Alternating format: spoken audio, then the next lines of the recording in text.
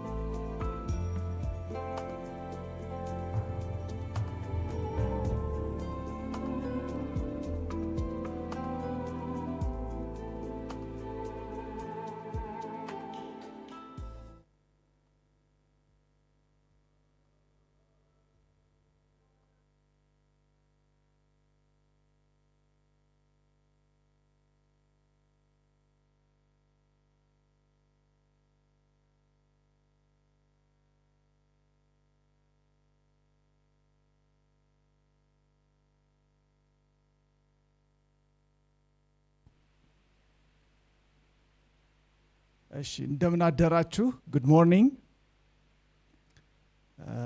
I think we have the State Minister arrive. Please, we're ready to start.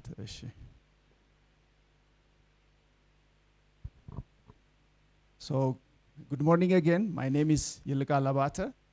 I'm President of ICTET. I'll be your moderator and MC today. Excellency, Dr. Yeshrun Alamayo, State Minister of the Federal Ministry of Innovation and Technology. Excellencies, distinguished guests, ladies and gentlemen, all protocols observed. I would like to at the outset thank our partner, the International Trade Center, and its supporter, the Netherlands Trust Fund, for cooperating with us to plan and host this workshop. This has been a productive cooperation for some time now.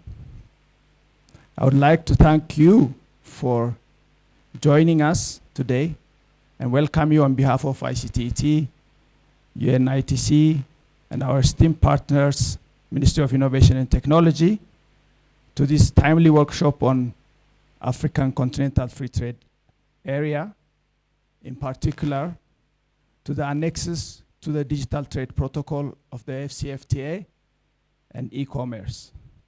We are honored to have so many distinguished representatives from a variety of stakeholders, private, public, non-profit, multilateral international development partners, to discuss the prospect of leveraging ICTs and digital products and services to support and sustain the growth of companies and businesses through the AfCFTA. Such contribution is one of the many ways the association facilitates the growth of the sector by maintaining cooperation among multi-stakeholders, representing the interest of ICT companies, and promoting the culture of innovation and facilitating partnerships. We have an exciting day ahead of us. So that said, as a starter, let me bring to your attention briefly important recent related developments to the topic at hand.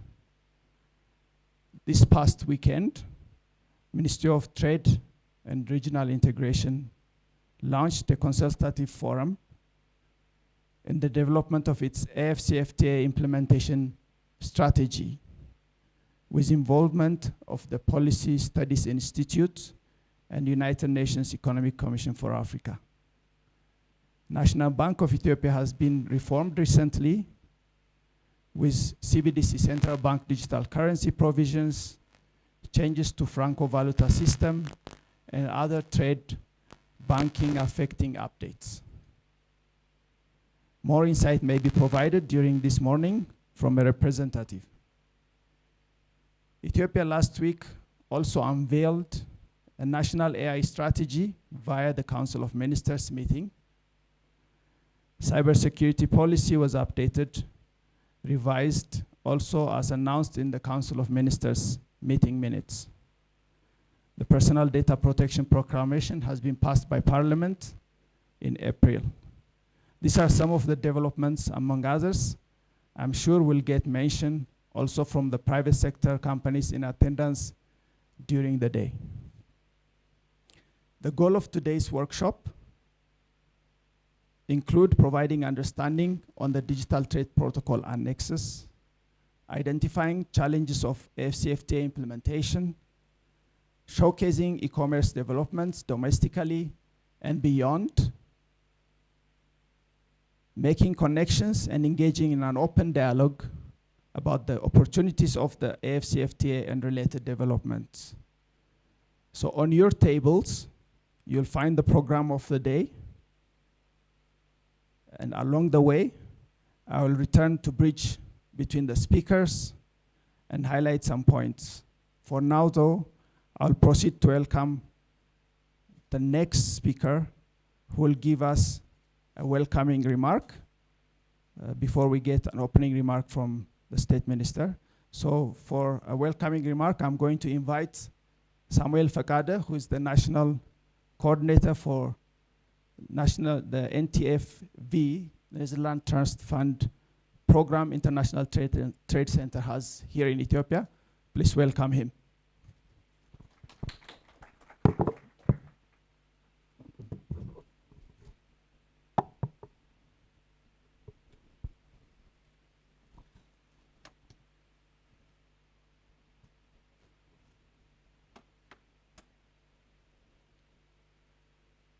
ሰላም እንዴት አደራችሁ? ሰላም ናችሁ ወይ? ይሰማል?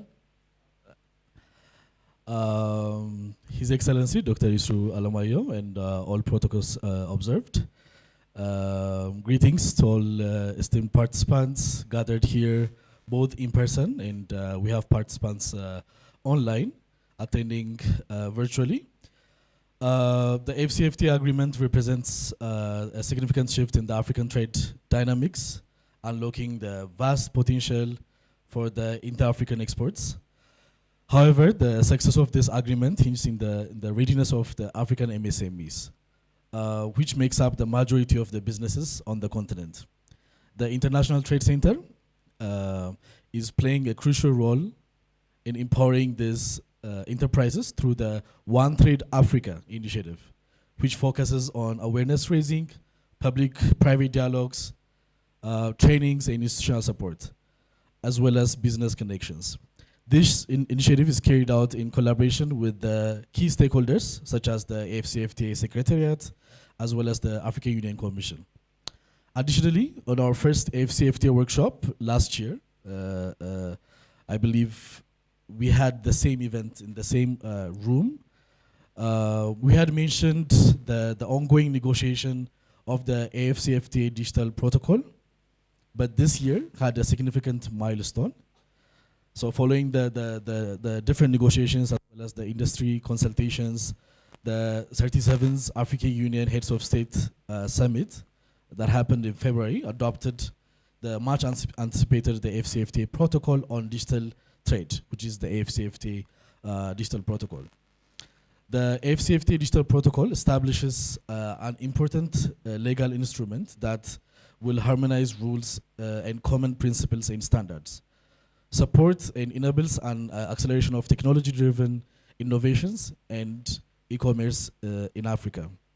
It focuses promoting the inter-African trade, digital trade, as well as enhancing cooperation on digital matters among state parties and creating transparent, secure, and trusted digital trade ecosystem. The digital protocol covers important areas such as we're going to be discussing most of today. The data protection, data governance, cross-border data flows, online consumer protection, cybersecurity, emerging technologies including AI, and for multilateral organizations, companies that operate in several areas across Africa. This is particularly important given the historic and current challenges in relating the limited regulatory and high cost of transportation cost, as well as limited access to the regional markets.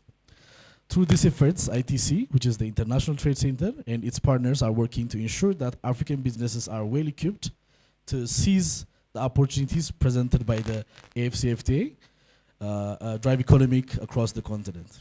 In Ethiopia, our efforts have been focused on mainly empowering MSMEs to export their goods and services to international and regional markets.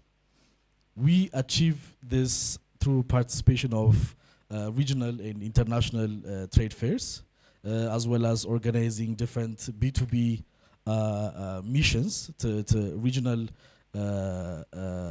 markets. And of course, more of equipping the MSMEs to make them ready on the international market through different capacity buildings. Last year, as I've mentioned, we collaborated with ICTT to host the first public-private dialogue on the AfCFTA, and today event marks the second edition of this important initiative. The focus of this workshop will be, as Yilikal mentioned, digital protocol and e-commerce, identifying and addressing the challenges and opportunities that this presents. Key stakeholders from various sectors are gathered today, including SMEs and different industrial associations. So this workshop aims to facilitate discussion on how to best leverage the opportunity to enhance the inter-African trade. During the preparation of this workshop, as well as from last year's workshop, it has become evident that there is a lack of support in the negotiation, and there needs to be increased public awareness of AfCFTA, including more public-private dialogue like platforms like this. So furthermore, there needs to be as well as inclusivity of private sector in the AfCFTA. I hope today will give us a chance to discuss these limitations, also exchange different ideas. Once again, I express my heartfelt appreciation to you all for your presence, and I look forward for the engaging, fruitful discussion that we're going to be having today. Thank you.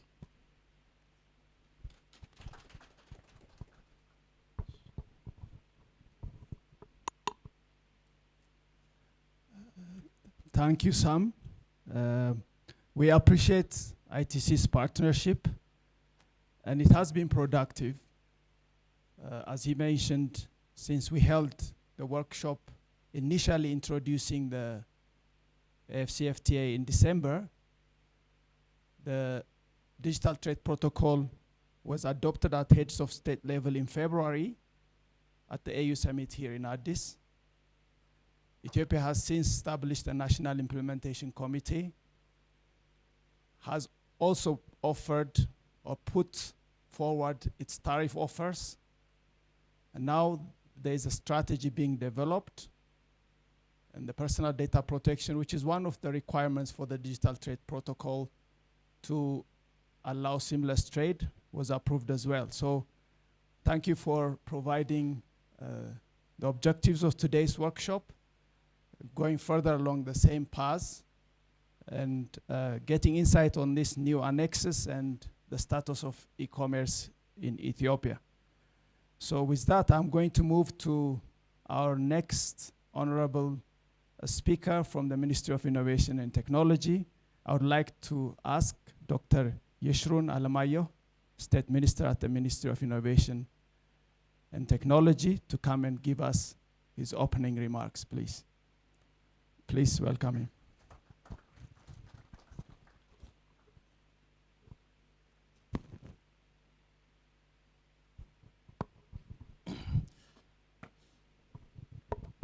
እንደምን አደራችሁ?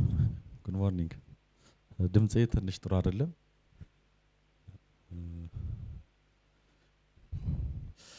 ኦኬ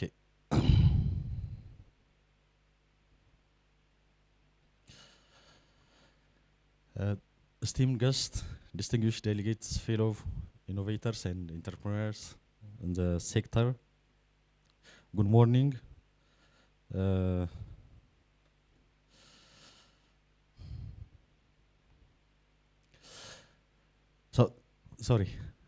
So it's with immense pleasure and sense of optimism that I welcome you all to this timely and crucial workshop.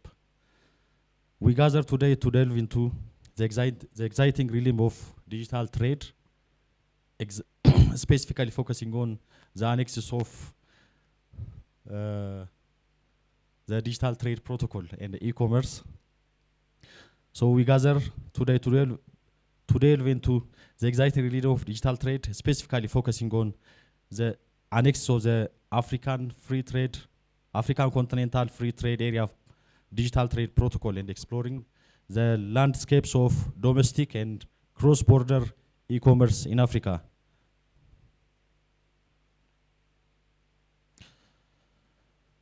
As we navigate the ever-evolving digital landscape, it's clear that the future of trade lies in the realm of virtual.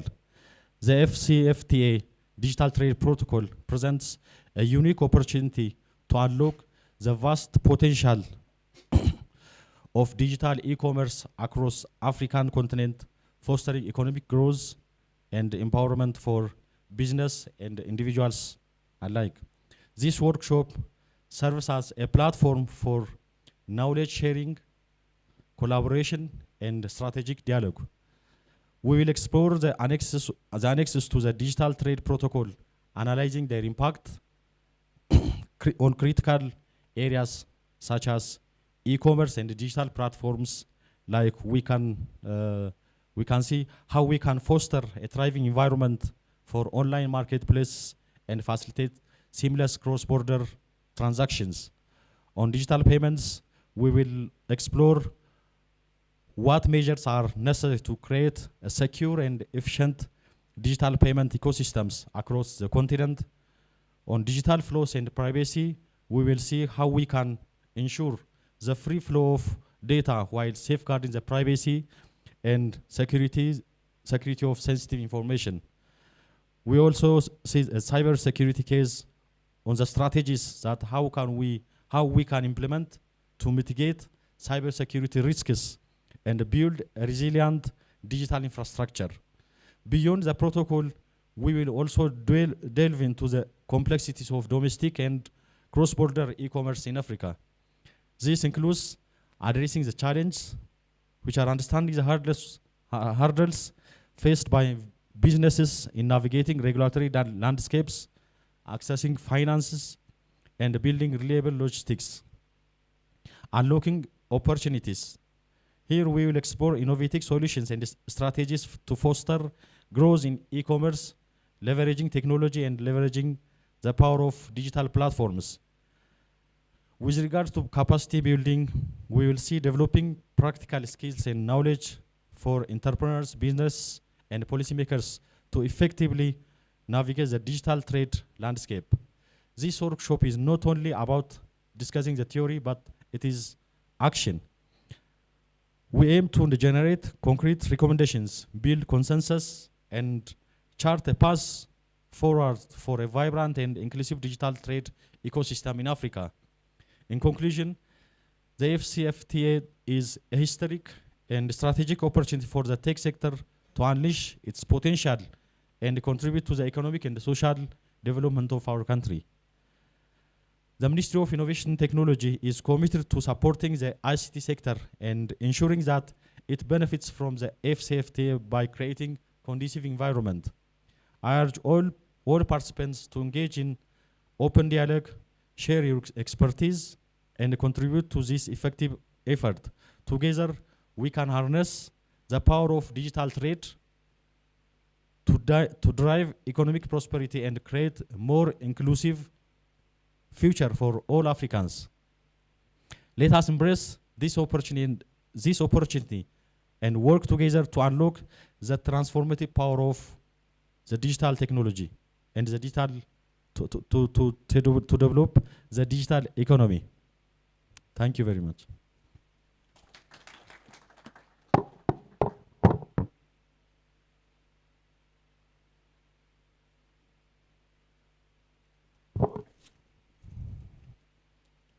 Thank you, Your Excellency. You made really important points about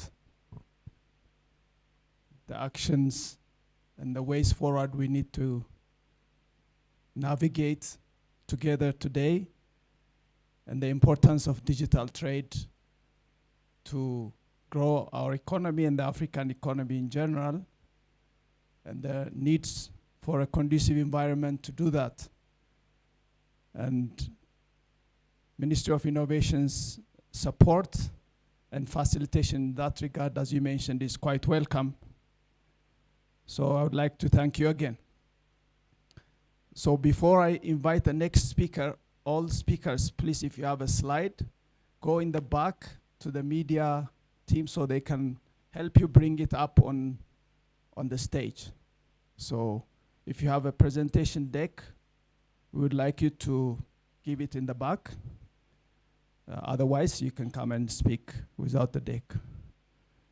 So moving on, so we have heard the opening remarks, and now we are going to hear an overview of the AfCFTA Digital Trade Protocol from Dr. Taferer. Dr. Taferer is a senior advisor at Tony Blair Institute.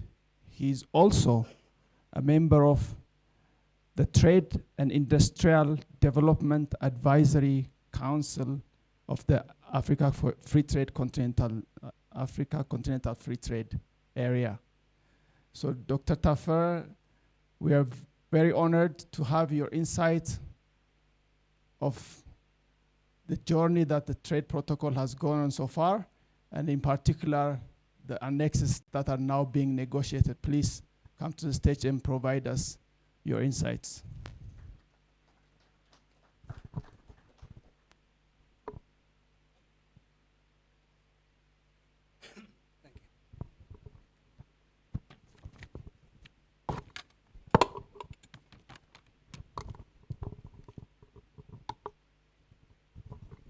Thank you very much, Excellency, State Minister of Mint. Ladies and gentlemen, it's really a pleasure to be here this morning, and thank you very much for inviting me. As already stated, I'm a senior advisor at the Tony Blair Institute for Global Change.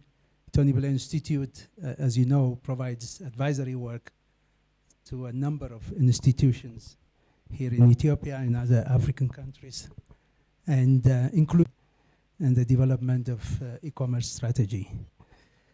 Overview.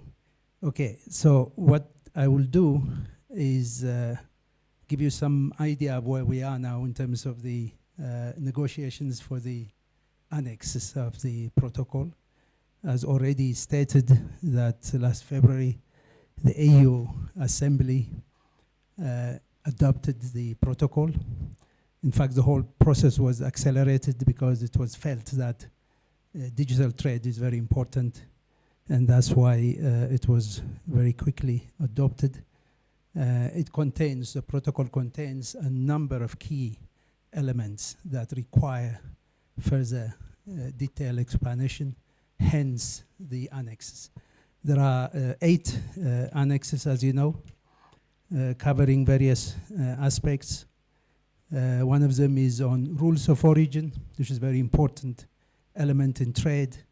If within the preferential market, if you want to avoid transshipment, meaning that operators from outside the continent coming in and taking advantage of the preferential market access, you have to have rules of origin. So one of the annexes will be on rules of origin, and the other one will be on digital identities, which are already happening, which is very important for digital trade. Another annex will be on cross-border digital payments, and another one will be cross-border on data transfer.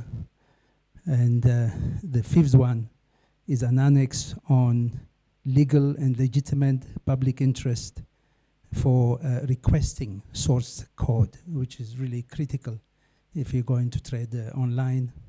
Another annex is on safety and security, as already mentioned by my colleague from ITC. The AfCFTA Secretariat in Ghana developed drafts. They have actually drafts on all these annexes, and the draft was sent to member states last month.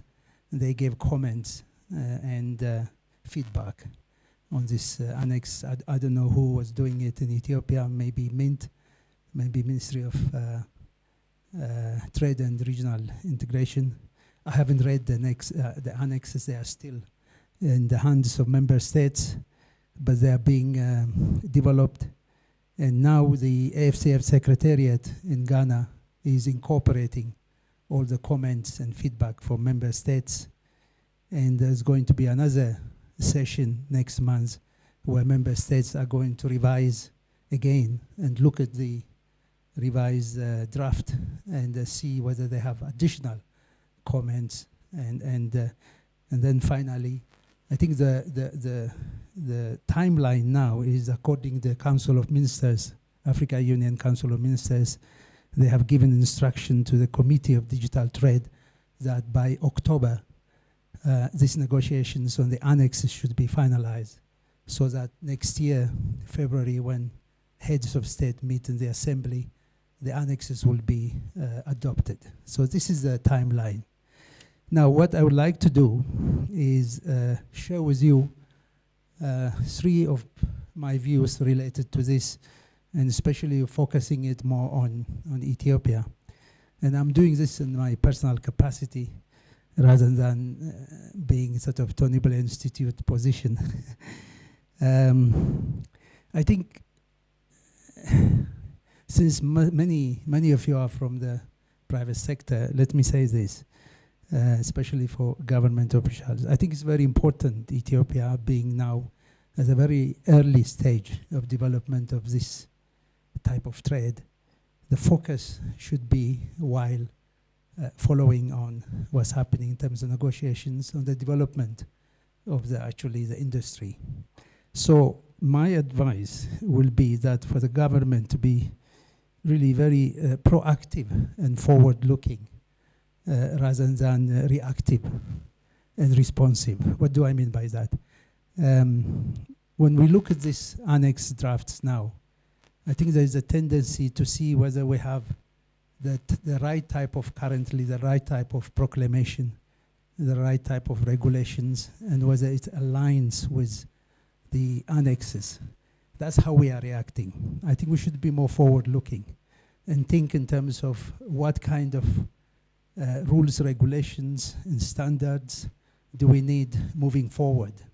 So we should look at it more actively, not looking at where we are now and what we have, but more importantly, into the future.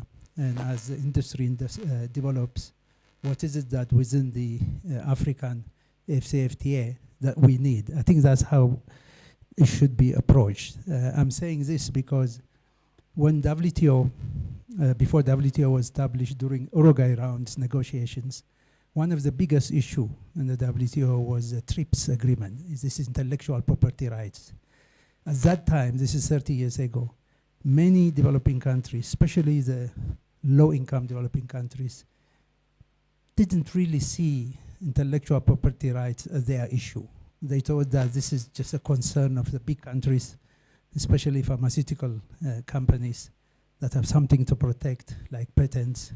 So they didn't really pay much attention. They focused on the trade side, services side. Intellectual property rights, trade-related in particular, they didn't really pay much attention. It's only afterwards, when it comes to implementation, that they start to realize that what they have agreed at that time is now limiting their policy space, and they're affecting them negatively. Therefore, when we look at these annexes, we have to see in terms of where we are now, not only what we are now, but also what we expect, what we want in the future. That's the first point. The second point is I really would like to highlight the importance of consultation with the private sector. I'm saying this because this is something we tend to do, especially in the African context, in a very token way rather than a very serious way. Consultation with private sector is critical because at the end of the day, when AfCFTA is operational, when intra-Africa trade is going to operate, it's the private sector that produces the services, that produce the goods that countries trade. So when you're negotiating, if you don't consult the private sector, then that's where the problem comes. Because I don't know how many of you have observed trade negotiations. It's a very highly technical exercise conducted by perhaps experts in trade at technical level. If they don't understand what private sector is thinking, because at the end of the day, when implementation comes, at the receiving end is the private sector, be it rules of origin, be it data protection, be it any kind of these regulations that governments agree. At the end of the day, is a private sector that produces the goods and services that are that will be affected by these rules. Therefore, constant consultation, not token ad hoc consultation, but constant consultation private sector is really critical. As the advisory council of the AfCFTA, currently we are helping the AfCFTA, for example, conducting consultation with the private sector on textile and apparel sector, just as an example.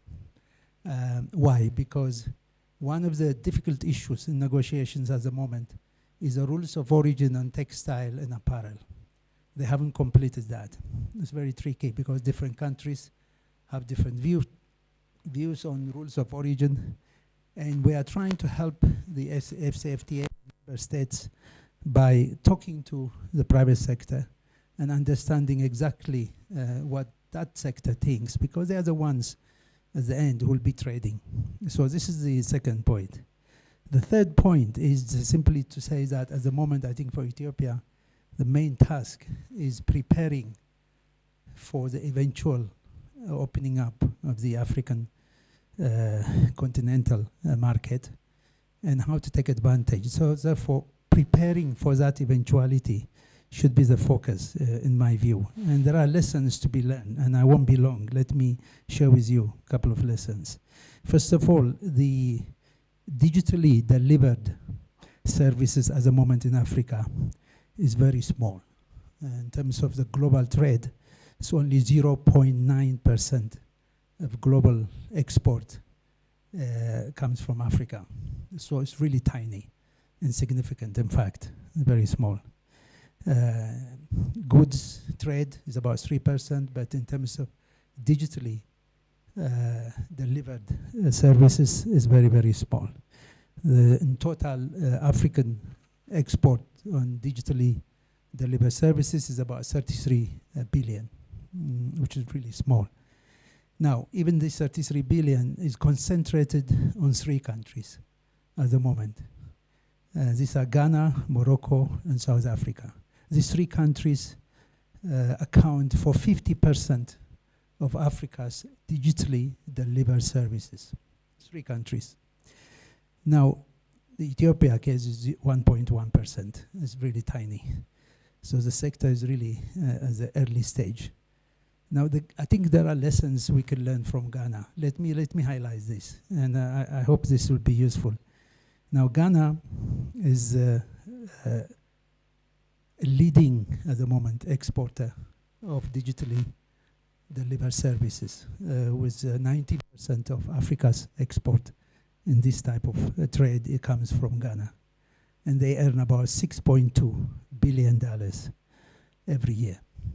6.2 is double the goods export from Ethiopia.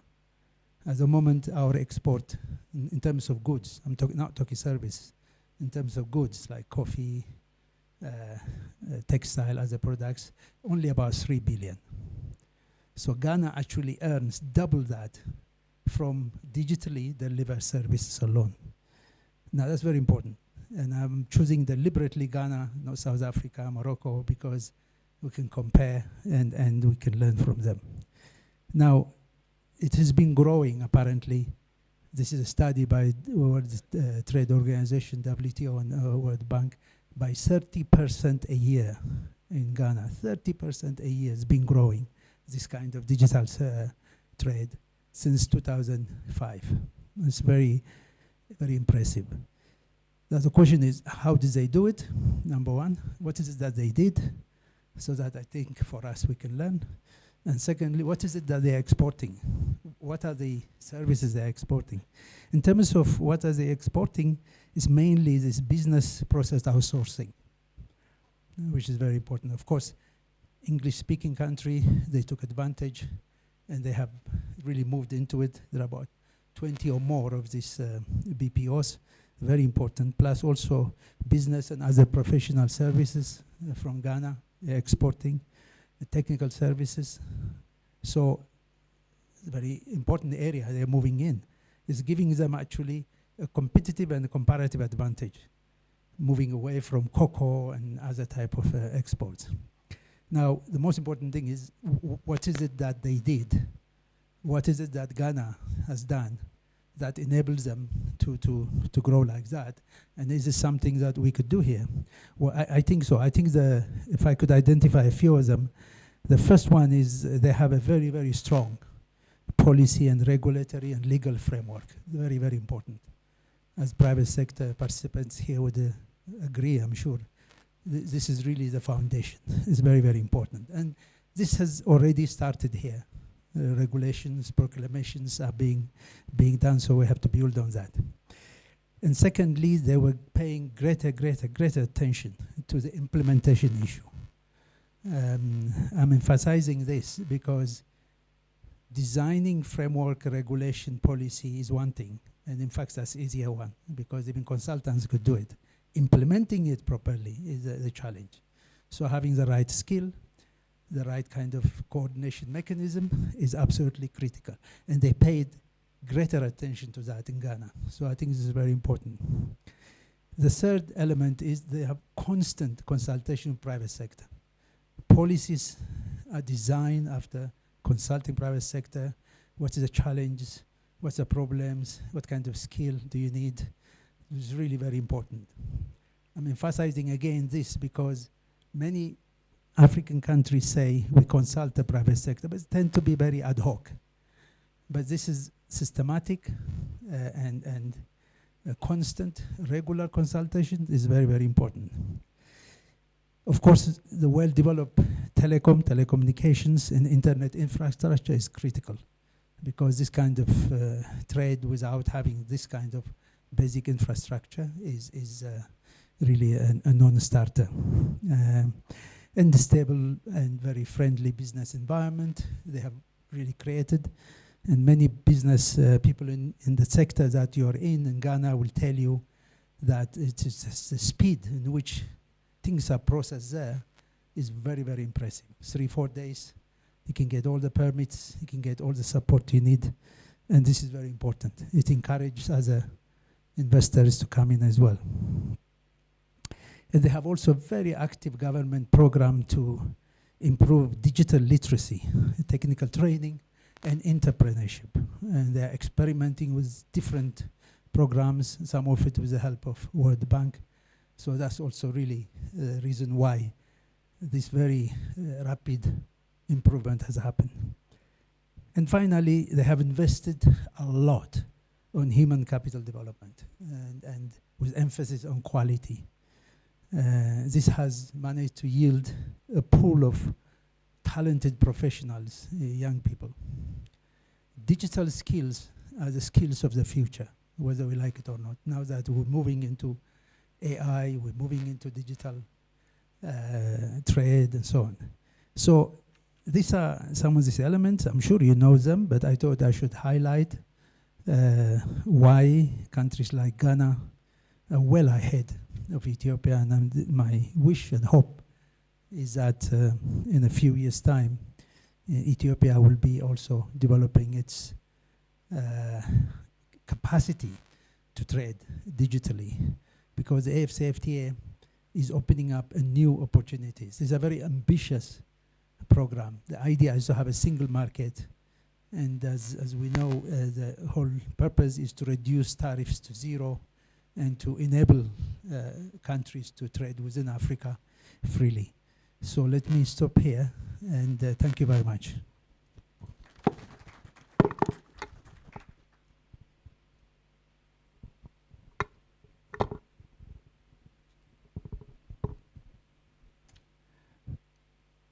Thank you, Dr. Taffer. So you covered quite a bit of areas and made recommendations, including the challenge in implementation that needs attention and systematic consultation with the private sector.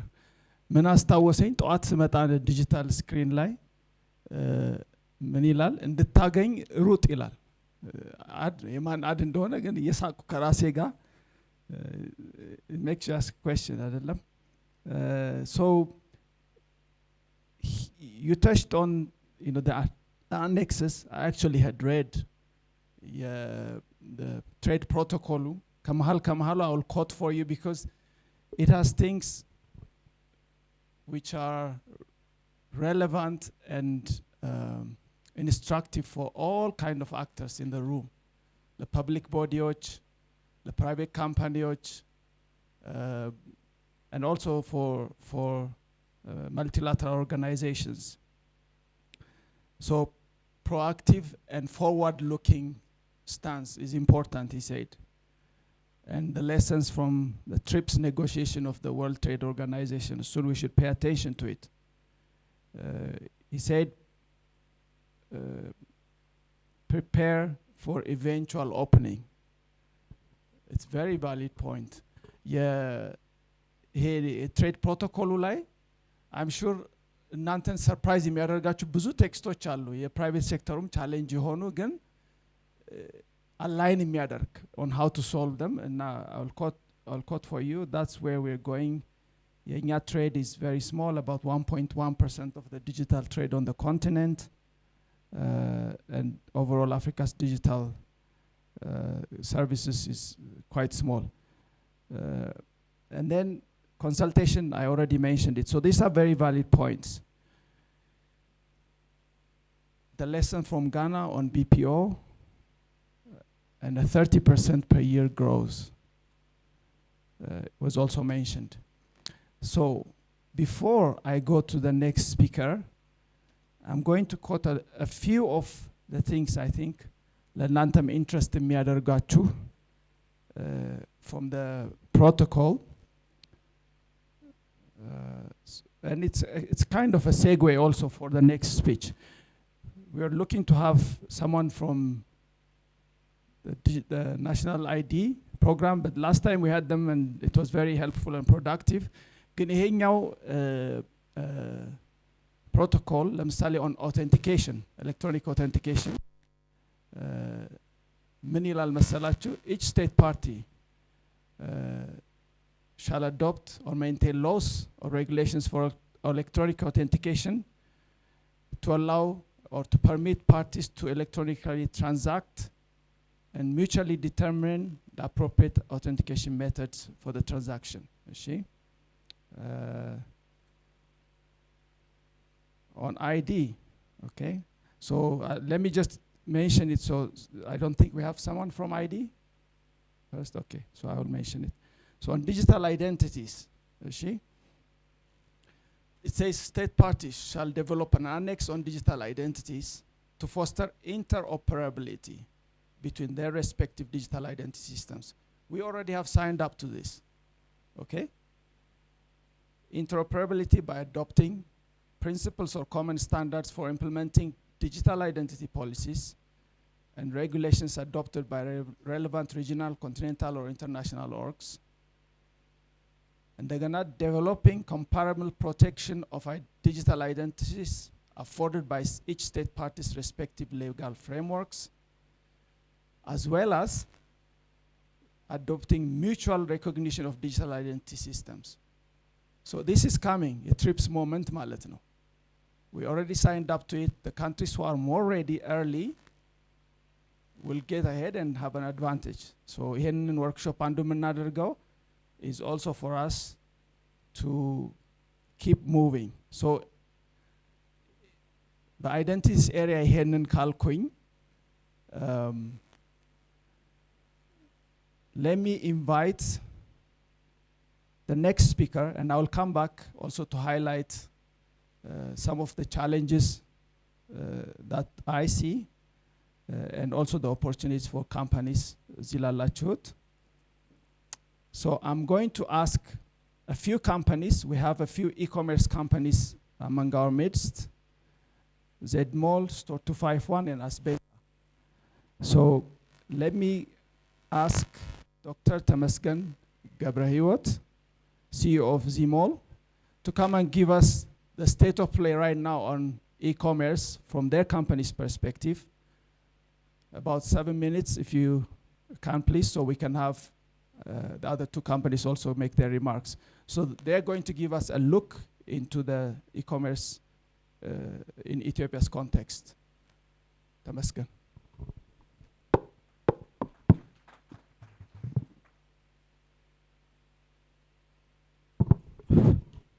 Hi, good morning. My name is Dr. Tamaskan Gabrut, founder and CEO of ETA Solutions PLC, a company that founded ETA Taxi, Zmall, and a bunch of other ventures. So Zmall was launched in 2020, end of 2021, almost 2 years and some months active. The first year of Zmall, we've seen around a tremendous growth, around 250,000 plus deliveries in the first year. Highly active. But what we did was the biggest challenge that we faced was, of course, regulatory challenge. Surprisingly, we managed to be up and running in business using 3 different licenses, because there is no one license that can actually let you do e-commerce in Ethiopian context, because one, you need to manage fleet, so you need a fleet license. You need to manage commission, so you need a commission license. You need to manage the software, so you will need a software license. So we use all 3 licenses to operate. Currently, Zmall have more than 175,000 clients, users, which surprisingly 75% and above are active customers. We were the first ones to integrate with Ethio Telecom, the first adapters on Telebir, which really helps in growth of digital payment, because it doesn't make sense to order items digitally and then pay using cash. So that was one of the turning points for Zmall. It really facilitated our growth and our digital payment. Another thing that we did was we allowed diasporas, Ethiopian diasporas that are abroad, to order using Zmall for their friends and families in Ethiopia, generating foreign currency to the country. We facilitated that working with a couple of banks in Ethiopia, Zaman Bank and Abyssinia Bank. So that really helped our business. Currently, we operate in Addis Ababa, everywhere in Addis. We actually managed to start operation in Juba, South Sudan. Our plan is to start in Djibouti and Somaliland Q1 of 2025. So some of the challenges that are really there for companies like ours to really progress and grow are the SMEs, lack of automation of the small and medium enterprises. That's a very serious challenge, as most of the companies, no, not most, 98% of companies with business licenses in Ethiopia are not automated. That's a very, very serious challenge. There should be some regulatory framework on that aspect as well. The second challenge is there are regulatory things that really controls our company, but doesn't do the same for our partner companies like the merchants, the delivery partners, and all that. This really holds us not to grow or expand as we want. That's why it was easier to open Zmall in Juba than in Awasa or any other Ethiopian cities. That's one of our serious challenges that we face. But as a company, what we're taking our own steps to fix these issues. The automation issue, we're about to launch a new product that can really solve automation issues for our merchants. But regulatory issues are still, I know there have been some e-commerce rules and regulations coming up. We are seeing some positive initiatives, but we need those things to happen fast. And I heard the speaker from Tony Blair Foundation speaking about discussions and dialogues. We are one of the biggest delivery companies in Addis right now, more than 700 fleet that works with us. Transaction amounting in hundreds of millions. We have never been consulted about e-commerce rules and regulations, which is funny, ironic. So going forward, that would be a great step in really elevating this. And we're trying to generate a good forex, because diaspora ordering for their family and friends in Ethiopia is a growing aspect, which is something that we started. But this idea is being duplicated in other African countries as well, which we're seeing success. So this is my take on e-commerce in Ethiopia. Thank you very much, Mr. Edgar, for inviting me.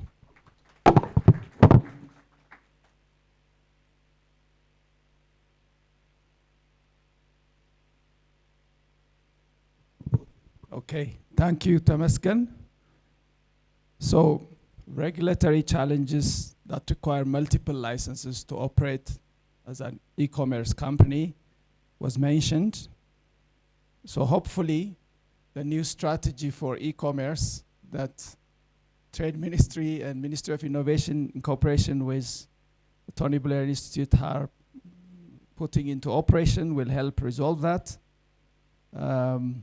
100K plus customers expanding into Juba and soon maybe Djibouti and Somaliland. So despite or in spite of all the hurdles, our entrepreneurs are still finding ways. So consulting with e-commerce companies is a point taken. So I will move to the next speaker, Madot Asafa from Store to F1. please come and give us your take and inform the audience about your operations. Thank you.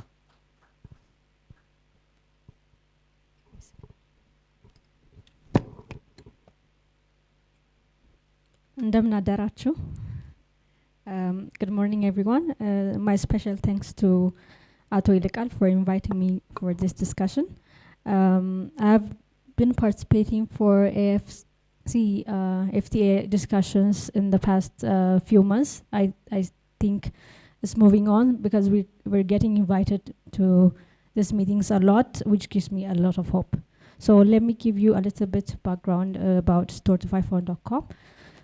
Store251.com is an e-commerce platform specially dedicated to Ethiopian handmade products. At the moment, we have over 60 vendors. 98% of them are women-owned businesses. We demand for these businesses to source their raw materials from Ethiopia, if not possible, from within other African countries. About 60 to 70% of their raw materials have to be sourced within Africa. We also asked for these businesses to have ethical working environment and conditions for their employees. We make sure that all their products are sustainable and are friendly for our Mother Earth. And we want to make sure they give job opportunities to to the youth, women, and also the marginal communities. So when you go onto store251.com on your mobile phones or any digital space, you find these products. So what we wanted to do is to give access to these businesses and enhance their market size and their trade access. We also want them to grow in export markets because they're online. The potential is limitless, and we want to share the prosperity, and we will also want to contribute in poverty reduction. So what are our challenges? At the moment, I think as an e-commerce platform, we face most of the challenge. How do you say, most other businesses in the digital space are facing. For example, Dr. Temaskan has already mentioned, the first license we got in 2015 when we founded the company was export license because nobody could tell me which way to go. So we had an import and export license, and it was not relevant after a few years.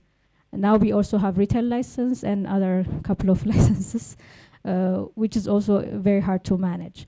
So our challenge is this dispersed information all around in different government offices. So I wish there's a help desk where I could go and then ask my questions and then get all the answers so that we can focus on the business, running the business, generating income, and delivering our promises. So other challenge which I really want to mention is the logistics aspect of it, because so far we worked with a few logistic companies like DHL and FedEx, and after COVID their price hike was really crazy. So now we don't have international orders anymore because people don't want to pay the shipping fee related to their orders. But locally, there is hope because we have a lot of logistic companies that are helping us deliver our orders within Addis. So what remains to be done? I think these discussions, when we come and explain our issues, challenges, and the setbacks, we also want them to be converted into solutions. So this should not be only a discussion and meetings only. Otherwise, I don't think companies like mine, which is a very small business, I don't think we can move forward. This is our 9 year in operation, and I really hope this new opportunities and discussions will bring us quite tangible solutions. Thank you, and I would like to invite everybody to go and visit store251.com.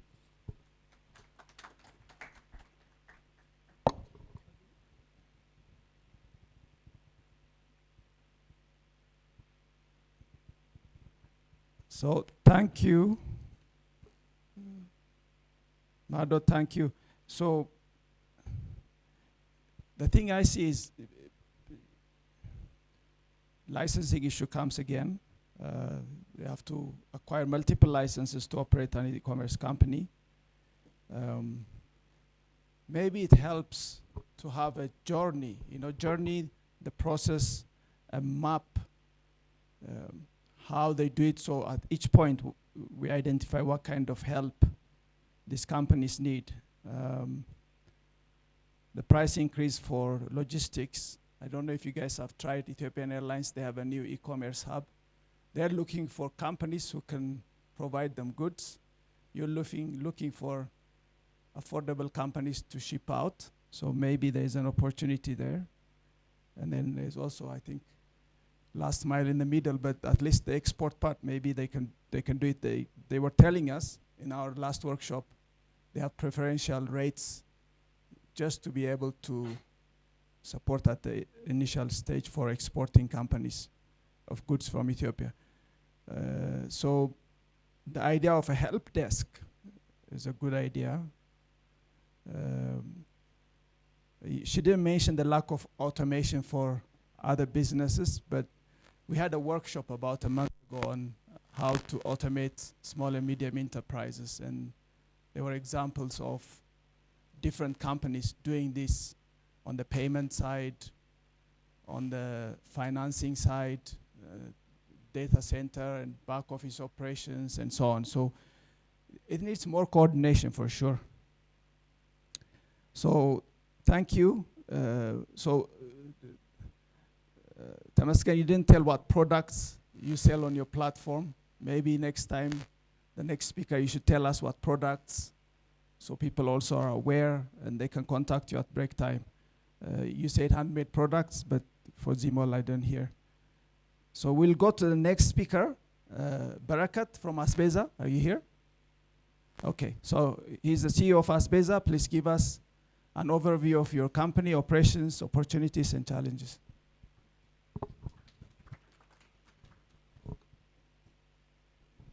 እሺ እንዴት አደራችሁ? ቤዚክሊ አስቤዛን ቤት ለቤት ዲሊቨሪ የማድረግ ሰርቪስ ነው የሚሰጠው። ኢኮመርስ እና ሎጂስቲክን አንድ ላይ የያዘ ሰርቪስ ነው። ከኔ በፊት የነበሩ ተናጋሪዎች እንደተናገሩት እኛም የላይሰንስ ኢሹ ነበረብን። መጀመሪያ ስናወጣ ቤዚክሊ የኮሚሽን እና የሎጂስቲክን አንድ ላይ የያዘ ላይሰንስ ስለሌለ ኦልሞስት ኮሚሽን ጎጃም በረንዳ ያለ ደላላ ያለው ላይሰንስ ነው ኦልሞስት ያለን የኮሚሽን ላይሰንስ ነው። ቤዚክሊ በሱ ነው የምንሰራው። ከተለያዩ ስቶሮች ጋር ፓርትነር አድርገን ነው የምንሰራው። የኛን ፖቴንሻል እና ቻሌንጅ ብዬ ነው ሊስት ለማድረግ የሞከርኩት። አንደኛው ትልቁ ፖቴንሻል ያው እንደሚታወቀው ከበፊቱ እኛም እንዳየነው የኦርደር የማድረግ ካልቸሩ በደንብ እየመጣ ነው ከበፊቱ ይልቅ። ስለዚህ ይሄ ራይዚንግ ኦፍ ሚድል ክላስ አንዱ ትልቅ አድቫንቴጅ ነው። ሌላው ኢምፕሩቭድ የሆነ ቴሌኮም ኢንፍራስትራክቸር እሱ ትልቅ አድቫንቴጅ ሰጥቶናል። በተለይ ቴሌብር መምጣቱ ከዛ ባሻገር ደግሞ ኢንተርኔት ፔኔትሬሽኑ መጨመሩ ትልቅ አድቫንቴጅ ነው። ሌላው ከሪሰንትሊ ደግሞ የጋቨርንመንት ሳፖርትም ትልቁ አድቫንቴጅ ነው ብለን እናስባለን። ምክንያቱም በተለይ ከ2020 ላይ የገንዘብ ትራንዛክሽን ሌጋላይዝ መደረጉ እኛን የገጠመን አንዱ ትልቁ ቻሌንጅ ያው አንዱ ትልቁ ቻሌንጅ እነሱ ሜንሽን ያደረጉት እኔ ባሰው ለቼንጅ ሬዚስታንት ነን። አዲስ ካልቸር አዳፕት ማድረግ በተለይ ቴክኖሎጂ ላይ ሲሆን ለኢትዮጵያን በጣም አንዱ ትልቅ ቻሌንጅ ነው። ያው በቴክኖሎጂን ከኢንተርቴይንመንት ባሻገር ላይፍን ለማቅለል እንደ ባህል መጠቀም እንደ ሀገር መጠቀም ብዙ አይታይም። ቴሌብር ከመጣ በኋላ መንግስት እንዴት ገፍትሮ እንዳስገባን አንዱ የምታውቁት ነው። ያው ራይድ፣ ቴሌብር፣ ሌሎች አፕሊኬሽኖችም ትልቅ ለውጥ አምጥተዋል። ሌላው እንደተነገረው የፖሊሲ ኢኮመርስ ካምፓኒዎች ፕሮቴክት የሚያደርግ ምንም አይነት ፖሊሲ የለም። እሱ ሌላው ትልቁ ቻሌንጅ ነው። ሌላው የተለመደው ኢመደበኛ የሆነ ግብይት ነው። በቴሌብር ወይ በቴሌግራም ኦር በተለያዩ አፕሊኬሽኖች ነው ሰው የሚገበያየው። ሌላው የከስተመሩ ያለው የሾፒንግ ኤክስፒሪየንስ ሰው ካልዳሰሰው ካልጨበጠ መግዛት ብዙ አይመቸውም። እሱ እንደ ትልቅ ቻሌንጅ የካልቸር ቻሌንጅ ነው። ሌላው ኦንላይን ቢዝነስ ራሱን የቻለ ዲሲፕሊን ይጠይቃል። ሌላው ሀገር እንዳለ ሰው ኦርደር አድርጎ በተባለው ሰዓት ቤት ቁጭ ብሎ መጠበቅ አለበት ኦርደሩን ለመቀበል። ሳያዩ አምኖ መክፈል እና ፔመንት ኦን ዴሊቨሪ ከሆነ ደግሞ አስታክሎ ፔመንት ለሞተረኞች ወር ለዲሊቨር ለሚያደርጉት ሰዎች መክፈል ዲሲፕሊን ራሱን የቻለ ተያይዞ የመጣ ዲሲፕሊን ነው። እሱ እንደ አንድ ቻሌንጅ ነው። ሌላው ፍሪኩዌንትሊ ባን የሞተር ሳይክል ባን የሚደረገው በየጊዜው እሱ ደግሞ በጣም ትልቅ ቻሌንጅ ነው ትሩ ታይም። በተለይ ደግሞ አንዳንድ ቦታዎች ደግሞ ከናካቴው መሄድም የማይቻልበት ሲቹዌሽን አለ። እነዚህ ቢግ ቻሌንጆች ብለን እናስባለን። ቴንክ ዩ።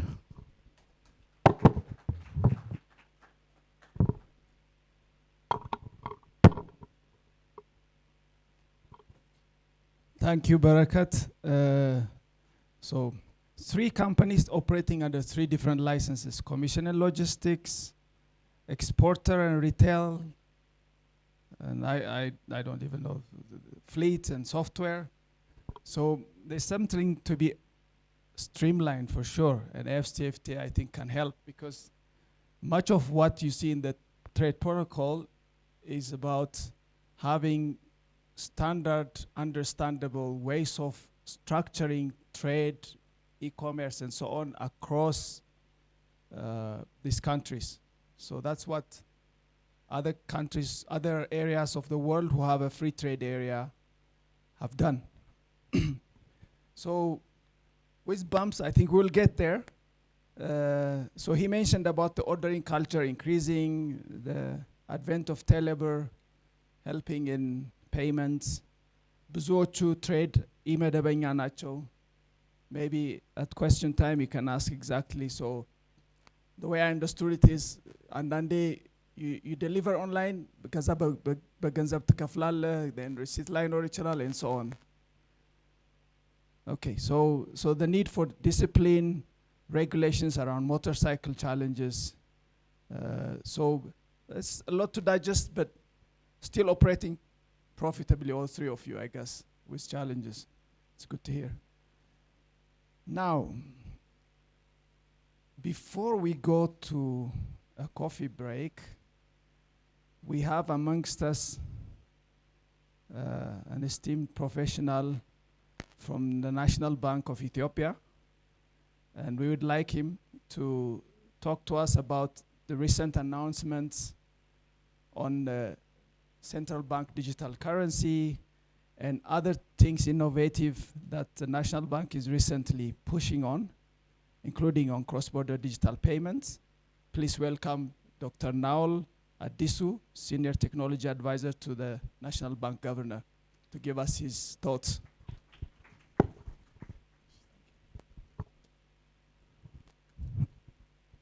እንዴት አረፈዳችሁ? ሁል ጊዜ የሚገርመን ነገር ስብሰባ ላይ ሰው ያረፍድና እንዴት አረፈዳችሁ ሲባል በሰላም አርፍደናል ይባላልና it's ingrained ነው ማርፈድ it's okay ማለት ነው። a little bit ማረሚያ. Yes, I am a technology advisor to His Excellency the Governor of the National Bank, but today I'm here in my professional experience. What I'm about to say should not be construed as a policy posture by the National Bank. However, these are areas where we are discussing. It's not in my official capacity, so I am copying my colleague over there. Excellencies and all protocols observed, as alluded earlier by my colleague here, the National Bank of Ethiopia is on a journey of transforming as well as reform in terms of the financial industry and the National Bank itself. We have issued a few directives as well as regulatory framework and reestablishment of the National Bank. It contains provisions that would facilitate, if you will, the central bank digital currency. We do have a task force as the objective set by His Excellency the Governor. We are studying the implications of CBDC in our local context. After this, what I'm about to say is my own view, my own professional experience, and some areas. First, I think CBDC, we should have a full day, maybe if not more, to really cover what that entails. Therefore, I would suggest we will have a follow-up, but I'll have few areas where I would discuss. First, money, right? What is money? It is simple, yet very complex and mysterious, right? What is really money, right? It's the mightiest engine to facilitate commerce, but sometimes we struggle to define it. As a textbook definition, money is a unit of account, medium of exchange, and store of value. You can store value in that. These three attributes or properties would kind of imply what money is. Round of hands, please. I will talk about banking in a second, but who in this audience believes they have a deposit at the bank? Any bank, commercial bank, in any part of the country or outside? Please, rounds of hands. All right, almost everybody, I would say. How about a loan? Who feels they understand what loan entails? Rounds of hands, please. Okay. I will come back to it. So, but money is, like I said, it has those three attributes. And what is money supply, right? When we look at money supply, there is outside money, there is inside money. Outside money is the money where the national bank or the central bank creates it. Inside money is where banks issue money, right? Those are the money supply. And further description of money, M0 is currency in circulation, all banknotes and coins. M1 is, your deposit can be considered as money as well. Banking, right? As I said earlier, there are three theories about banking. One of them is we think of banks as financial intermediaries. They collect deposit and they issue loans and they facilitate, that they play that intermediary role. The other one is the fractional reserve concept, which is as part of collecting deposits and lending and reserve, there is money multiplier equation where they facilitate that. This is a fractional reserve concept. The third one is very interesting, and I paid attention to this a few years back. Banking is creating money, just creating money.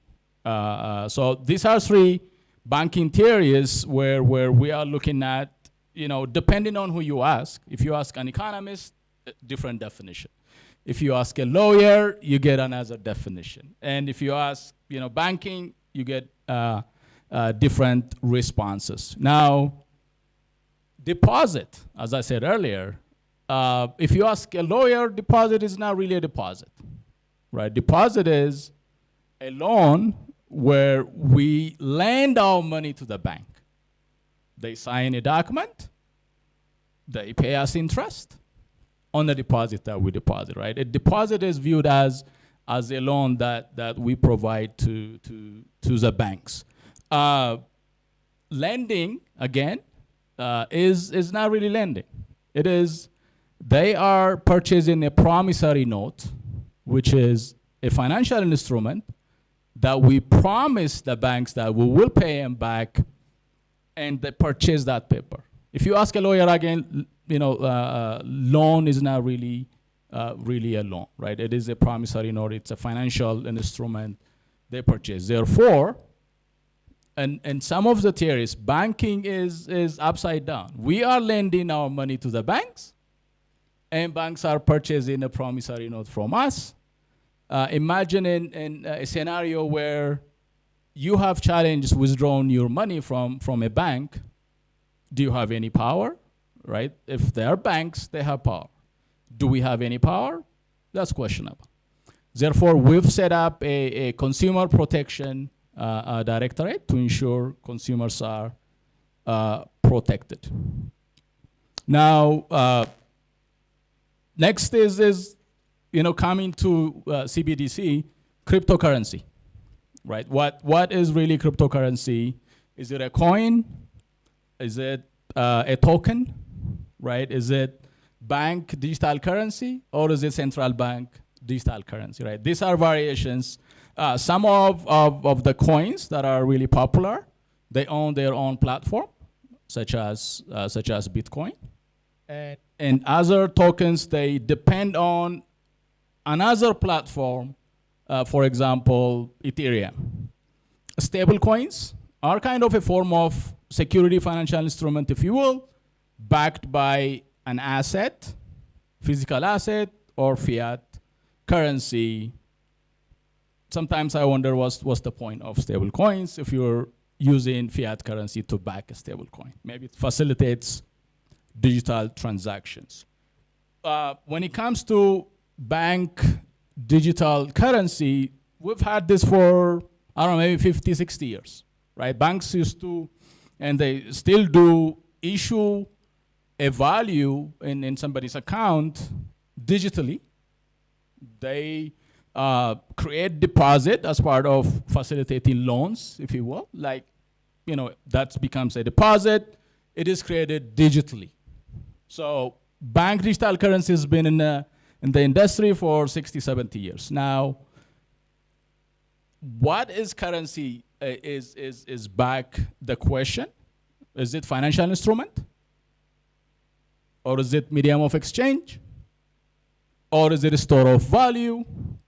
Or unit of account, right? The cryptocurrencies in some countries and some jurisdictions, they are considered a financial asset, right? An asset class where you can think of them as a derivative and you can trade them, right? That's allowed as such. It's a financial asset, speculative asset, you can trade it. If you find somebody else to purchase that instrument, it's okay. However, as a currency, most countries are not allowing that because issuing a currency, it has a, like I said, simple but very complex. It is mysterious exercise. So when we look at central bank digital currency as a continuation of bank digital currency, which we have had for many years, central bank digital currency, again, depending on who you ask, the usage and the purpose is always ambiguous, I would say. Myself included, in some countries, they've tried it as a technology initiative, right? In South America and African countries as well, as a technology initiative, but is it really a technology initiative?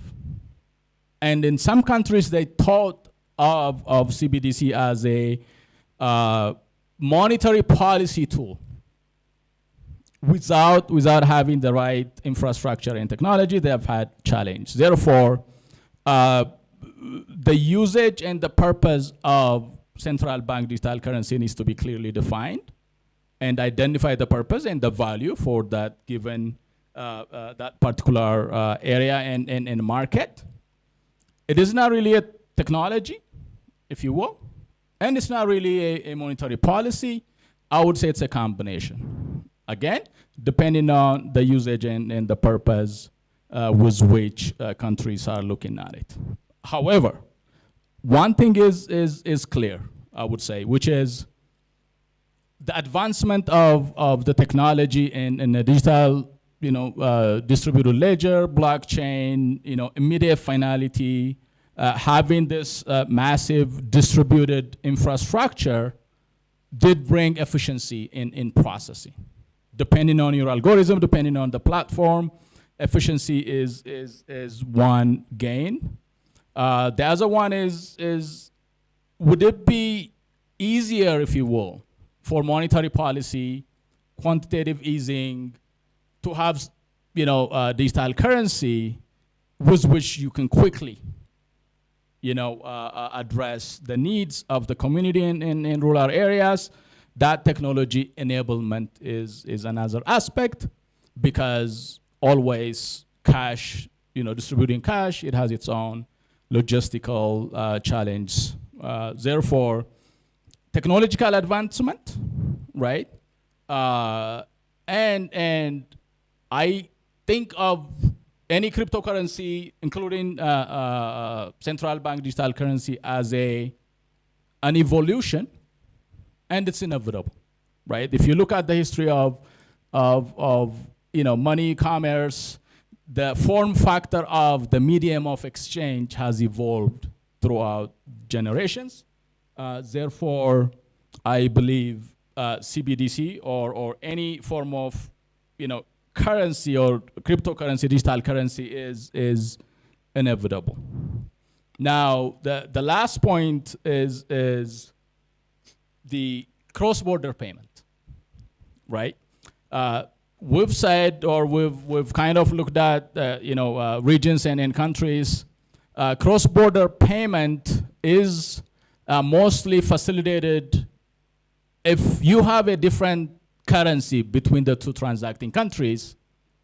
Now the complexity grows, because first you have to look at the currency exchange rate between the two countries and the trade deficit between the two countries. And some folks can get arbitrage going because there will be a currency value differential between the seller and the buyer currency. That opens up arbitrage challenges, right? So cross-border payment, there are clearly challenges that needs to be evaluated and considered.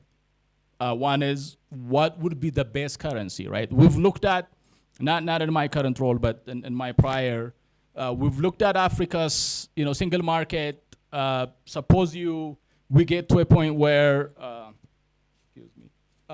we get to a point where we have the e-commerce and the buyer and the sellers, the marketplace is ready, everything is ready.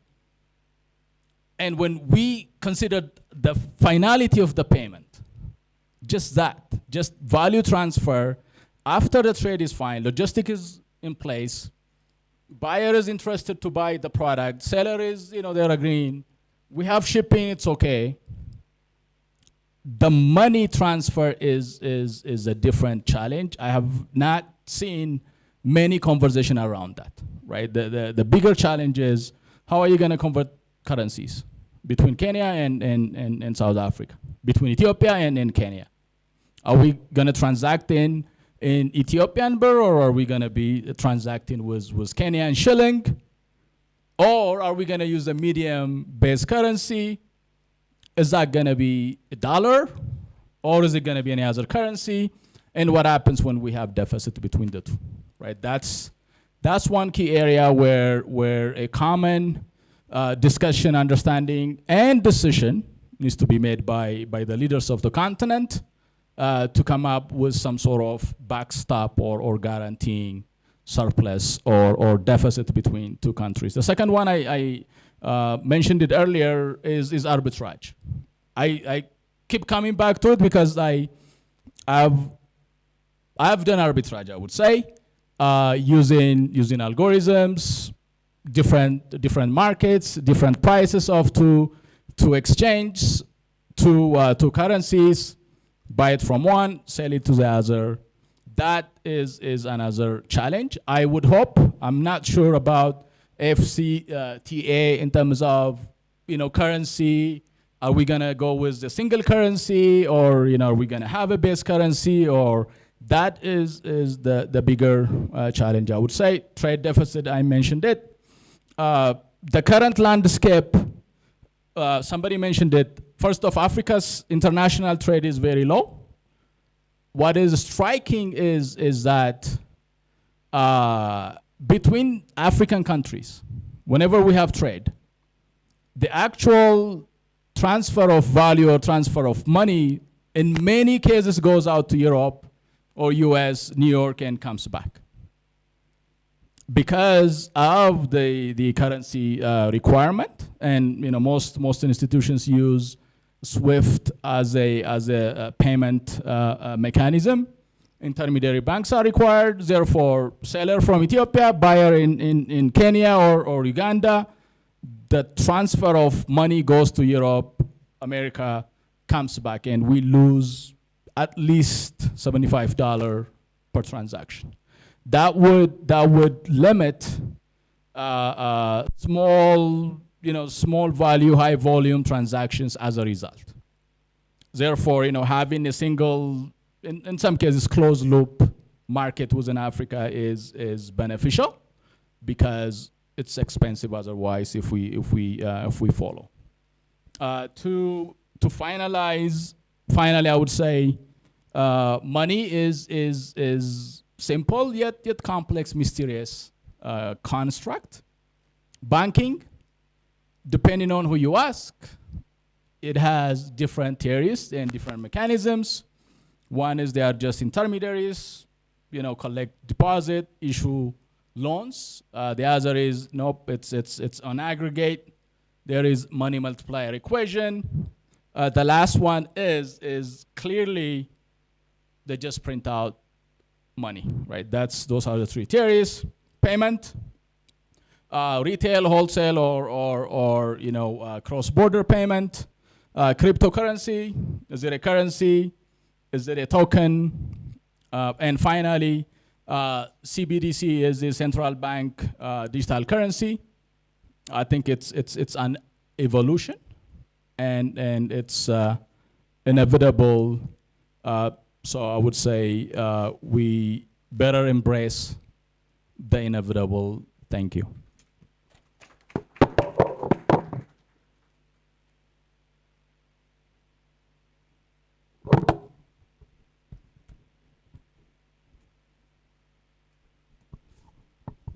Thank you, Dr. Naul.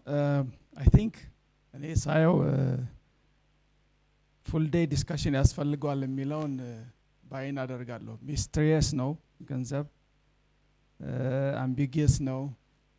How is it created? How is it multiplied and so on? Store of value no, cross-border payment.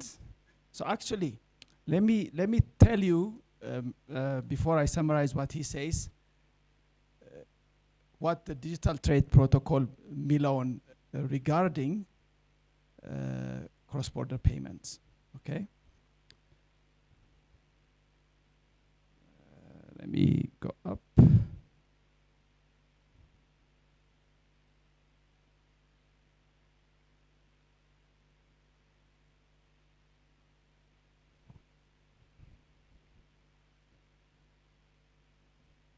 It's actually the longer article protocol.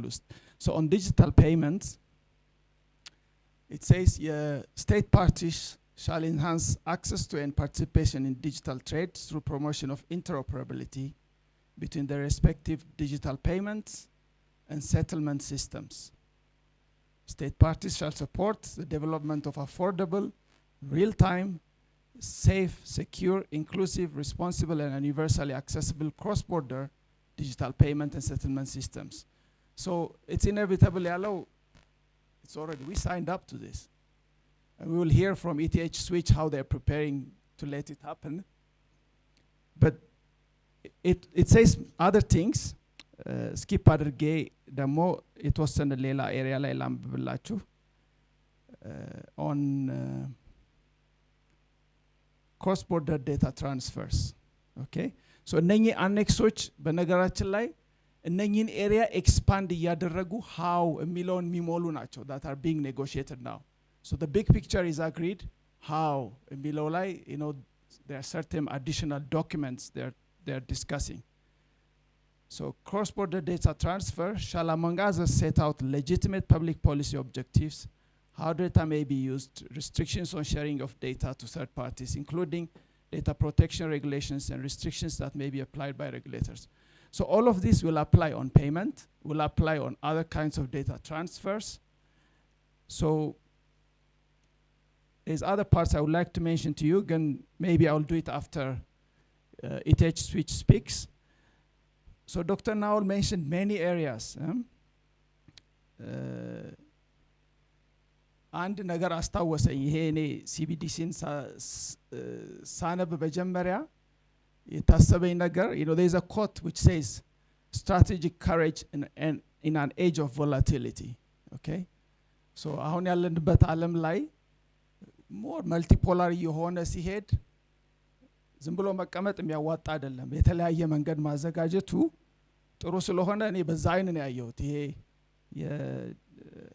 የዲጂታል ከረንሲ ላunch መደረግ ብሎክቼንን አዶፕት ማድረግ it's exploration, it's important. So maybe here store of value versus unit of account versus medium of exchange versus financial instrument, loan no, outside money, inside money. ትንሽ ቴክኒካል ነው ግን ፔይመንት ላይ ያላችሁ ሰዎች ብታቁት ጥሩ ነው። ኦር ፔይመንት የምትቀበሉን ብታቁት ጥሩ ነው። ሶ ሌንዲንግ versus ዲፖዚት፣ ሰርፕለስ እና ዴፊሲት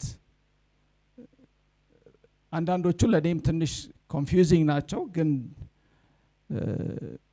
it needs more discussion.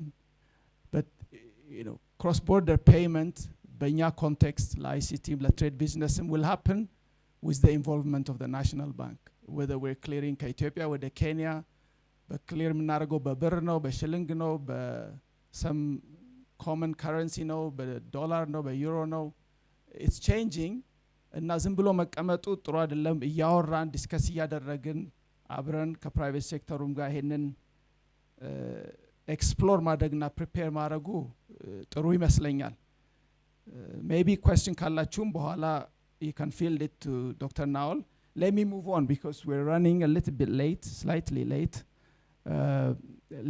We'll hear from ETH Switch. So it's Ato Abraham. Where's Dr. Zabidernet?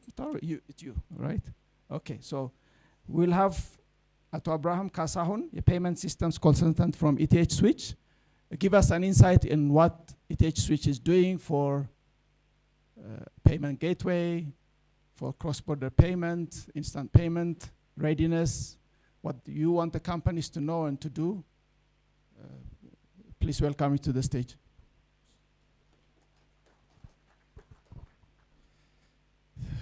Thank you very much. እንደምን አረፈዳችሁ። ድምጻችሁ ደከም ብሏል። Yeah, actually it's a very interesting discussion. Actually, the store of value is raised here. Like, the main topic of today's discussion is about digital trade. So, when you say trade, what comes into mind is, there is a payment and logistics. There are two major components. So, when you talk about payment, you have a store of value at the bank, whether it is cryptocurrency, CBDC, or the fiat currency.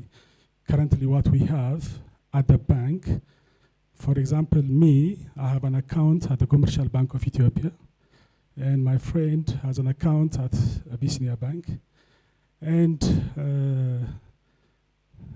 the e-commerce providers, they have an account at some of the bank.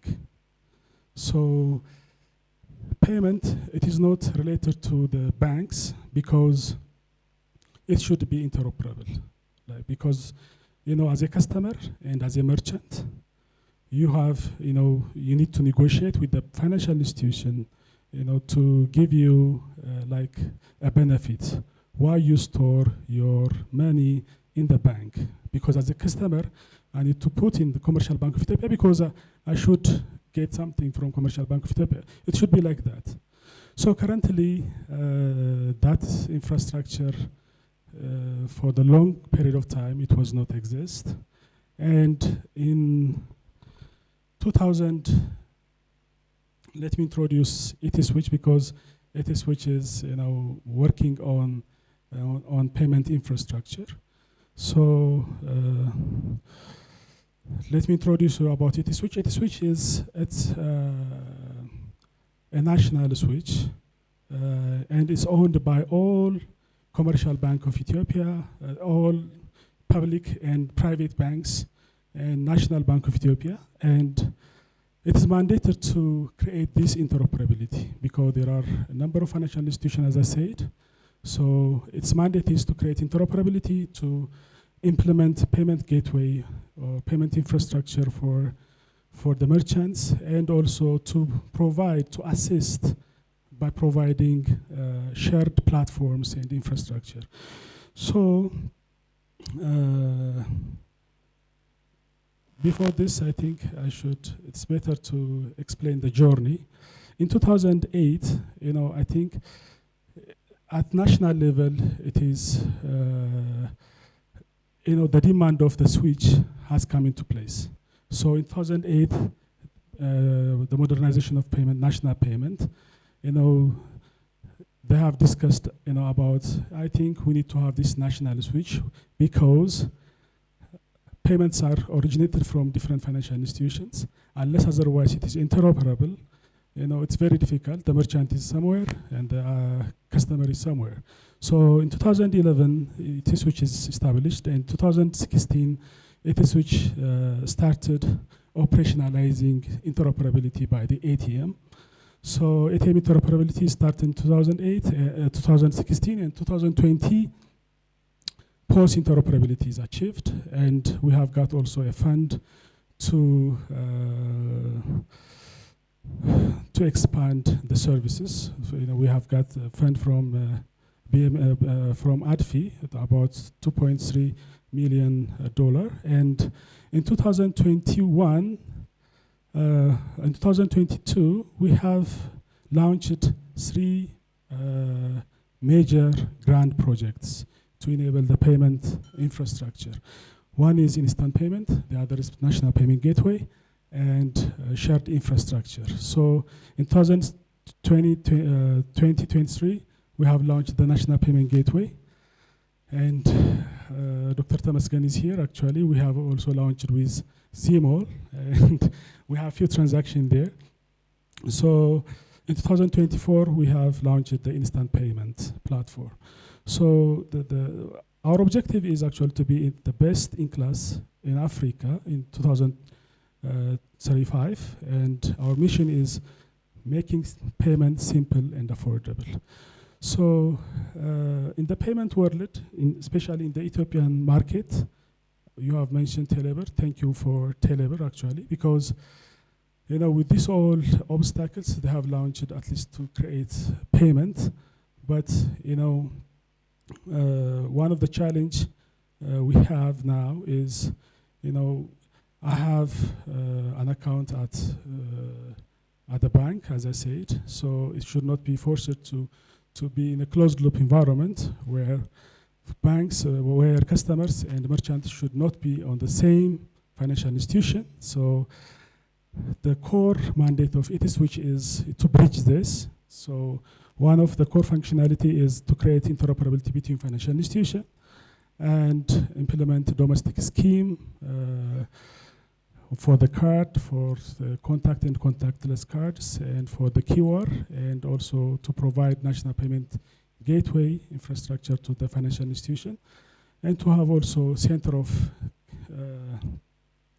clearing and settlement. My friend Naol, I think, he has mentioned about clearing and settlement, because one of the challenge with cross-border payment is also we are actually partnering with PABS, COMESA, to create this cross-border payment, using instant payment infrastructure. And the big discussion is actually how we are going to do the clearing and settlement. Is it going to be with the local currency, or is it going to be dollar? Kind of like that. So this is also from the Ethiopian context, which is going to be the center of clearing and settlement unit. And the other one is, it is mentioned that, establishing platforms, it is not an easy thing. So for the financial institution, if they don't actually provide such kind of infrastructure, so eTSwitch is providing shared infrastructure like payment gateway and the card switch So one of the mission is also provide shared infrastructure and shared platforms. So having said this, the core services are interoperability, domestic scheme, providing national payment gateway, shared service and platform, and clearing and settlement. So who are the participants? The banks, the financial institutions, the microfinancial institutions, PII, and the PSO. And ultimately, the user is the consumer, the government, the national, the merchants, agents, and also providing through different channels like ATM, POS, mobile, internet, and through agents. So let me introduce you the National Payment Gateway. National Payment Gateway is already launched. We have launched with local cards. And the main objective of this National Payment Gateway is not only limited to the local, but also for the international cards and for the accounts that exists in Ethiopia as well as outside of Ethiopia. And also there are different kinds of use cases here. So our use cases are the card-based, which is local, domestic cards, and international cards. When you say international cards, we are actually integrating with Visa, MasterCard, and Discover. And also currently we are testing, our payment gateway to enable the customer to pay using account or wallet. So in the account, we can pay using the QR, using the linked payment by link. These are all our products actually. You can pay also by alias. You can associate a unique identity to your account. So you can associate and you can use that alias for your payment and also request to pay. So at the back, when you say this national payment gateway, at the back there are switches that support this platform. Like, for example, there is a card switch where you can do payment using the card. So we have the national switch, card switch there. And at the back, you have also a mobile switch, that interoperable account or wallet transaction. So when you say card, this switch is connected not only the local bank switch, it also connected to the Visa switch and MasterCard switch, the Discover switch. And when you say account-based, at the back, there is an IPS. IPS currently connected to banks, so you can do payment using mobile, physically or online. Both is supported there.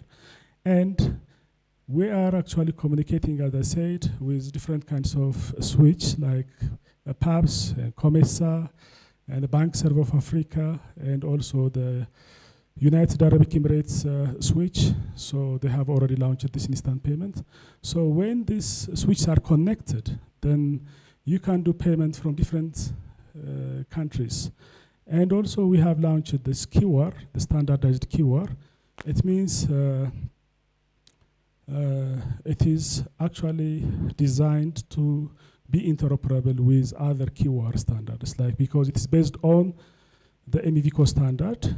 So if it is an MEVCO standard, you can interpret, the other, like the Visa or even the Visa and MasterCard, they have this QR standard.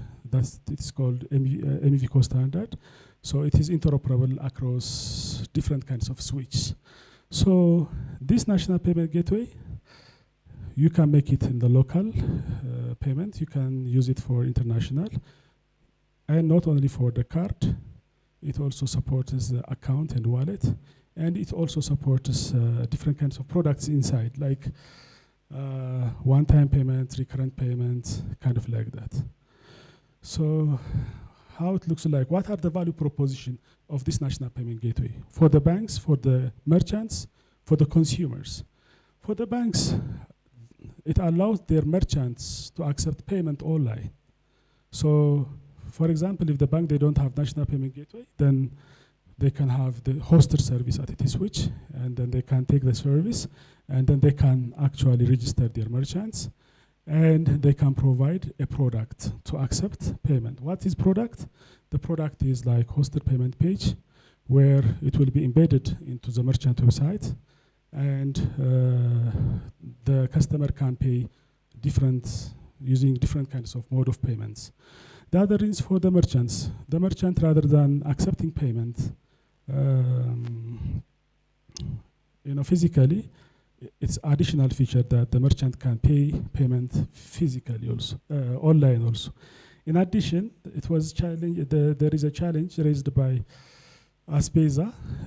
He was saying that there are one of the issue of payment is the person may not want to pay online, and then you have to, because you don't know about the product. So how can you pay? So when he want to see the product, after that he can pay. So this platform, the National Payment Gateway platform, supports such kind of payments.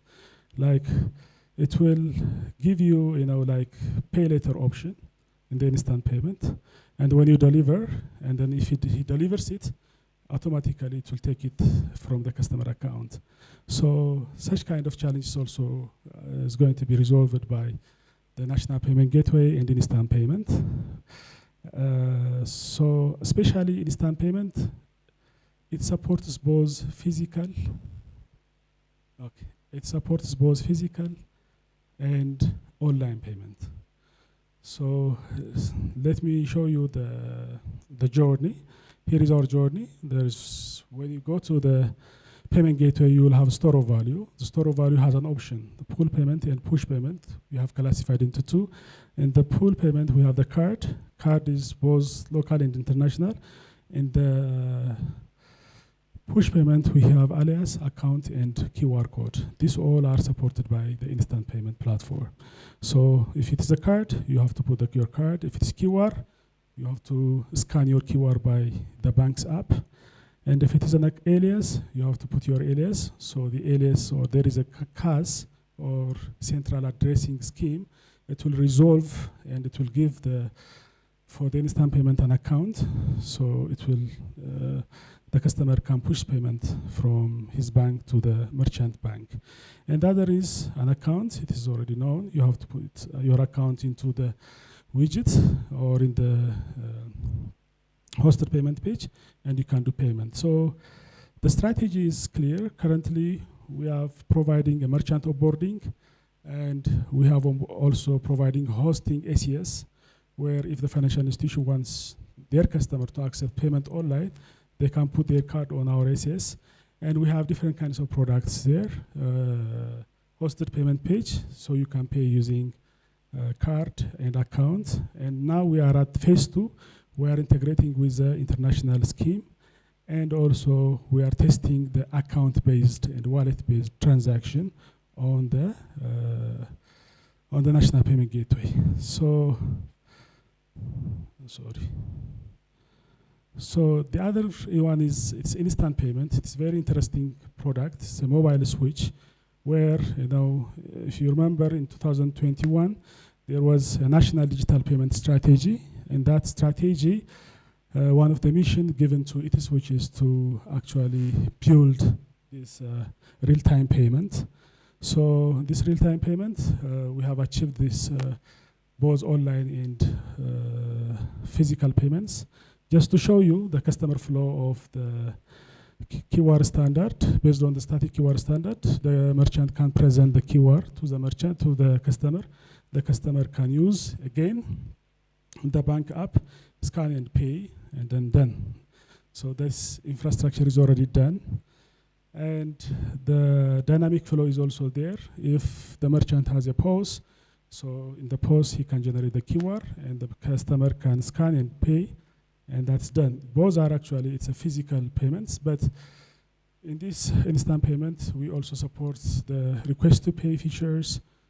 From any bank, you can request other bank, and you can do payment. So that's also the best feature of the instant payment. This is the launching date of the National Payment Gateway. We have given the commercialization in May 17, 2023. Thank you very much.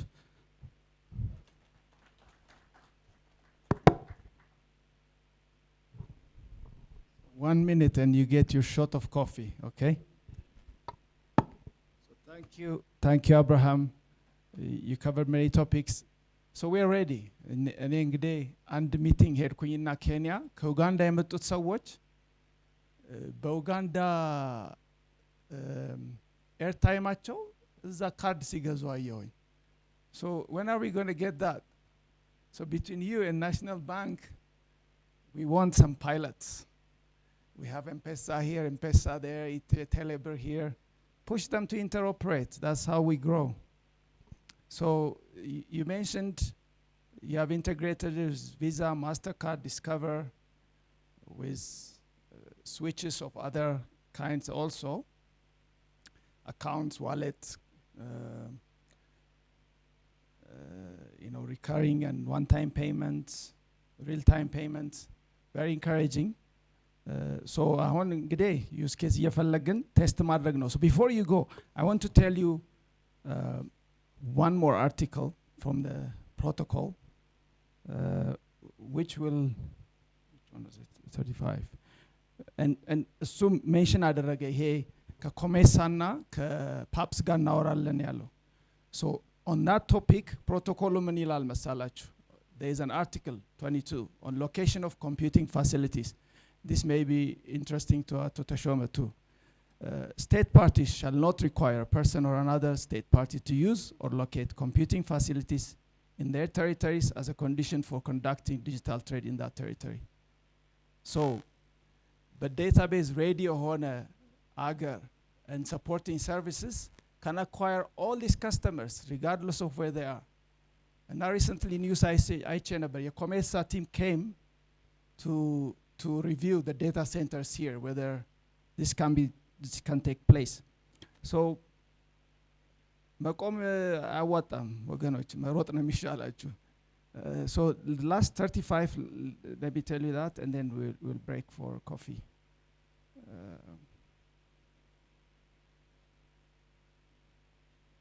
On financial technology, Article 35, it says, states parties shall promote close collaboration between their financial technology enterprises and industry bodies consistent with their respective laws and regulations. They should encourage the respective financial technology enterprises to use facilities and assistance where available in the state parties' territories to explore new business opportunities and promote the development of financial technology solutions for business and financial sectors. State parties shall develop an annex on financial technology, which is now being discussed. So you should be involved. በነገራችን ላይ 6 round of negotiation ተካሂዷል። በዚህ annex ላይ ኢትዮጵያ አልተሳተፈችም። ባዶ ወንበር ነው የማየው። ሁሉ ጊዜ ሳይ ወይኔ ነው የምለው፣ ወይኔ። So anyway, with that thought, please have your coffee outside, network with each other. When we come back, we'll hear from INSA. I think there's somebody from INSA on cybersecurity. We'll hear on e-commerce from Shagga, Ethiopian Railway Corporation here. So they have logistics hub they're building, very interesting stuff.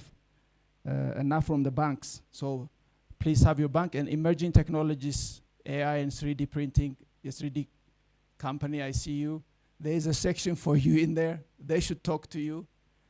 Please have your coffee. Let's do it in 10 minutes. Come back and finish on time. Thank you.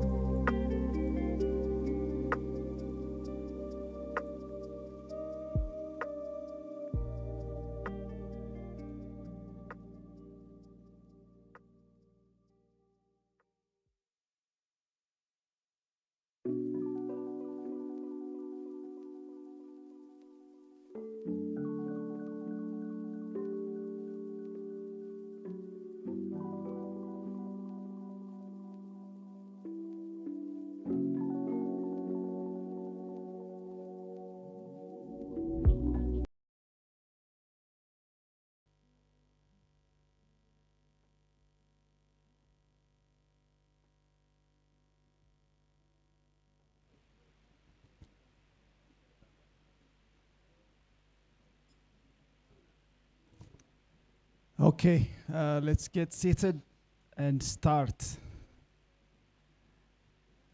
So ከዚህ በኋላ ያለው pretty much the roundtable discussion ነው. So ጥያቄ ካላችሁ እስካሁን ላወሩት ኮሜንት ካላችሁ ኢንተረፕት እያደረጋችሁ እጃችሁን አወጣችሁ እንድታወሩ ፋሲሊቴት እናደርጋለን. ግን we also have a few minutes, we'll allocate a few minutes to a number of entities to make a remark first. So Dimmer Technology, you are here. Okay. Break ላይ የኢንሳ ሰው እያወራኝ is he here? Where is he? Okay, he's not here. Then at least Cybersecurity Association Bruce ስላለ we'll let you speak. Zeman Bank lady, I saw her, but maybe she ran. The money is running, so she couldn't stay. Okay. So here's and point laddergana. Maybe we'll start with Yafet on advanced technologies. Yeah, annex to andu part ስለሆነ እስካሁን ያየነው ኮንቲኔንቱ ላይ አንኢቨን የሆነ የቴክ ሴክተር ዴቨሎፕመንት አለ right so ይሄ will create winners and losers no question እዚህ ኔጎሽዬሽንም ላይ አገሮች እኔ አንቲሲፔት ማደርገው ጥንካሬ ያላቸው ኤሪያ ላይ መጀመሪያ ኦፕሬሽን እንዲሆን ይገፋሉ.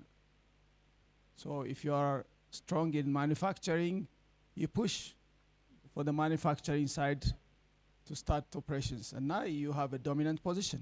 If you are strong in finance and banking, same way. So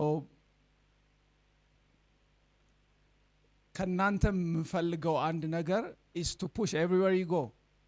ይሄ እንደ ሰጎን ዝም ብለን ነገሩ ራሱን ሶርት ያደርጋል አያዋጣን personally. So regional የሆነ ነገር ምን ቴስት እናደርግ in country መጀመሪያ ላይ ምን ቴስት እናደርግ whether it's e-commerce ሌላ payment and so on should be everyone's concern.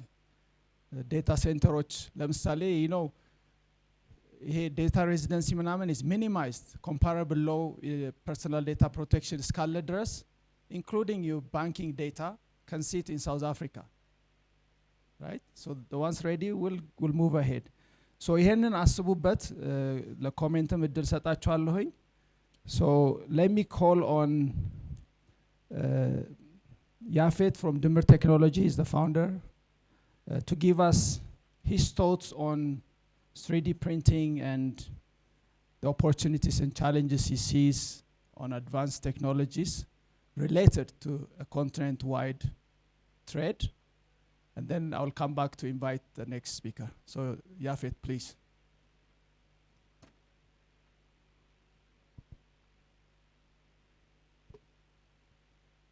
Thank you very much.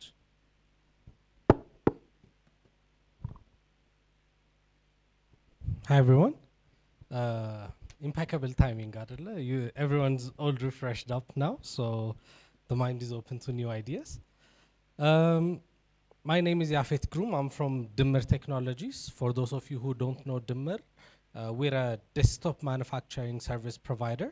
That means we provide 3D printing, CNC, laser cutting services to our customers. We also provide business consulting in how to integrate these technologies into their businesses and optimize and add efficiency into their manufacturing lines. We also provide training for those who are interested in how to utilize these technologies from basics to intermediate level of training. So I'm going to talk a little bit about 3D printing technology mainly. I'm also going to brush on artificial intelligence and what kind of impact we could expect, what are the challenges, what are the actions and opportunities that we might see. So I assume everyone knows about 3D printing, right? Okay, so for those of you who might not know or might have forgotten, 3D printing is a manufacturing technology that enables you to convert a 3D CAD model, a computer-aided design on your computer, and converts it into a real-life object.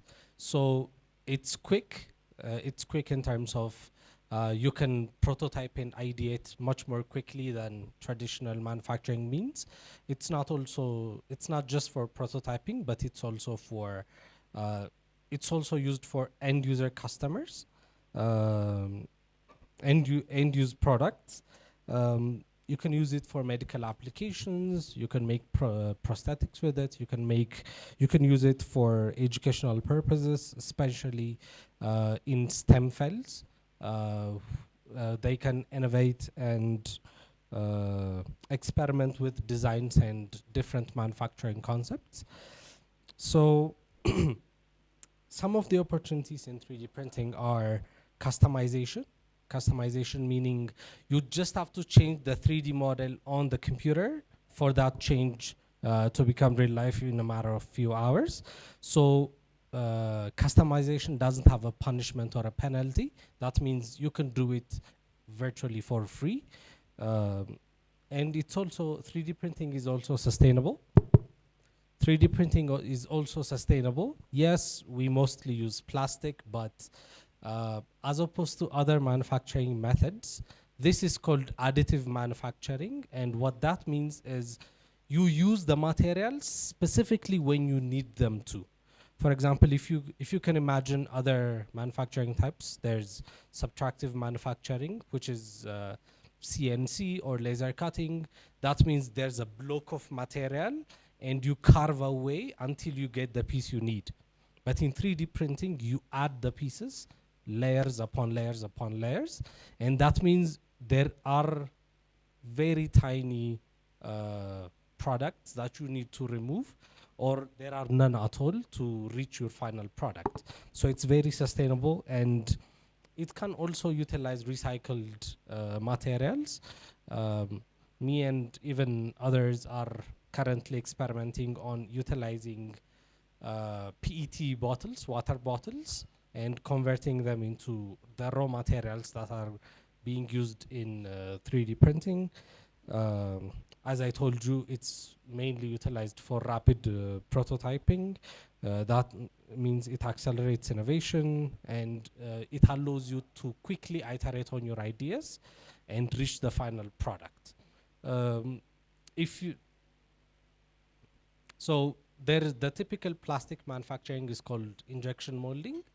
The benefit of injection molding is you can manufacture millions or thousands of parts in a matter of minutes.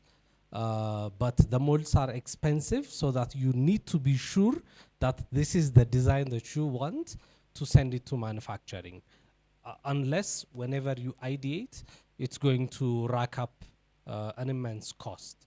That's what 3D printing is trying to tackle. Since it's customizable, you can iterate to basically low or free cost. The challenges in terms of getting into this business, especially in the African context, is the initial investment is quite high, especially if you need good, high-quality 3D printers and reliable materials. But the cost is decreasing. There is also material limitations when compared to traditional manufacturing. When compared to traditional manufacturing, the well-known 3D printing technique is called FFF, or fused filament fusion. Sorry, FDM, called fused deposition modeling. Sorry, they're the same. So these plastics have different material characteristics. One can resist heat, but is highly brittle. One doesn't have a VOC, or volatile organic compounds, in the air, so even if you burn it, it doesn't smell, so it doesn't hurt your health, but it melts when you dip it in hot water, so you can't clean it and reuse it for example, medical reasons. And there's also regulation and standardization barriers to enter into specific sectors. For example, construction sector, healthcare sector. Since it builds layers upon layers upon layers, different microorganisms can be trapped in those layers, and the traditional cleaning process might not perfectly clean it for next use. So there's a good research field in that as well. When it comes to AI, at this time and age, I don't believe anyone is not currently using AI. I'm sure you've heard that AI is not the threat to labor, but labor using AI is. So it just makes you more efficient. It just makes you more well-spoken. It makes your life easier, but it adds other work for you as well, because before computers, people were busy. Now they're more busier than ever, because the computing and the amount of information that can be crammed into the computer, the amount of data that it can analyze is much greater. And now we're seeking for more compute power, which is why NVIDIA is, I think it's currently the highest grossing company, around $3 trillion market cap. So as compute increases, the need for it increases as well. And AI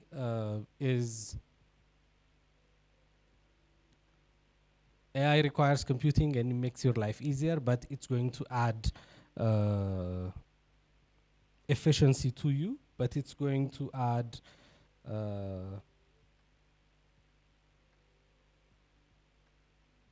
it's going to open your doors for other complications the entire life. So anyways, let's see some opportunities that are in AI. It can be a wonderful tool to be utilized for in automation and efficiency. You can sit here and you can implement an automation and efficiency service for any company worldwide, so that they could implement different AI tools in terms of customer-facing AI tools or optimization AI tools for their specific needs. It's currently making huge leaps in healthcare advancements, in terms of predicting, in terms of viewing a DNA data and predicting what the potential outcomes might be, what potential effects might a certain specific drug have in that specific individual. There's also robot-assisted surgeries that are currently being performed. I'm sure you know about Neuralink and their brain interface chip. They're completely being installed by a robotic surgeon. It could also be a wonderful way to understand neural networks, convolutional or otherwise. You could understand, it could also revolutionize the educational sector.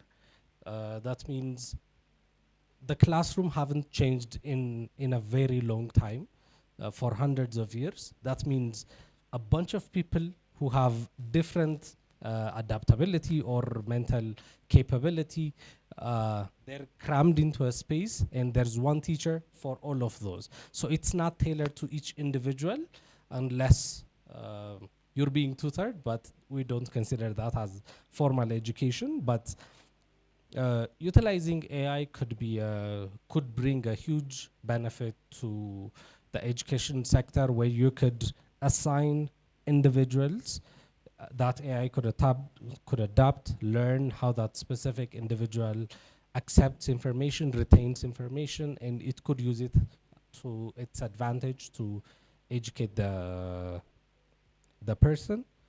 The threats currently are safety risks. I'm sure you've heard of Singularity. Anyone who have heard of Singularity before in terms of AI? So essentially, Singularity means we can't predict what might happen in like a year or two in terms of AI and its capabilities. But once the AI has achieved AGI, or artificial general intelligence, then we don't know what it might do. So that's the singularity point where we can't comprehend beyond that. So in order to protect ourselves, to increase safety, and to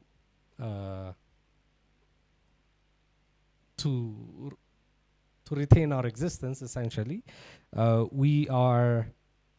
there are companies currently researching on how to make it super safe, how to involve switch buttons in the development of AI, but it's a good research topic to be involved in and to explore. If you have any questions, please forward it to me. I'm finished.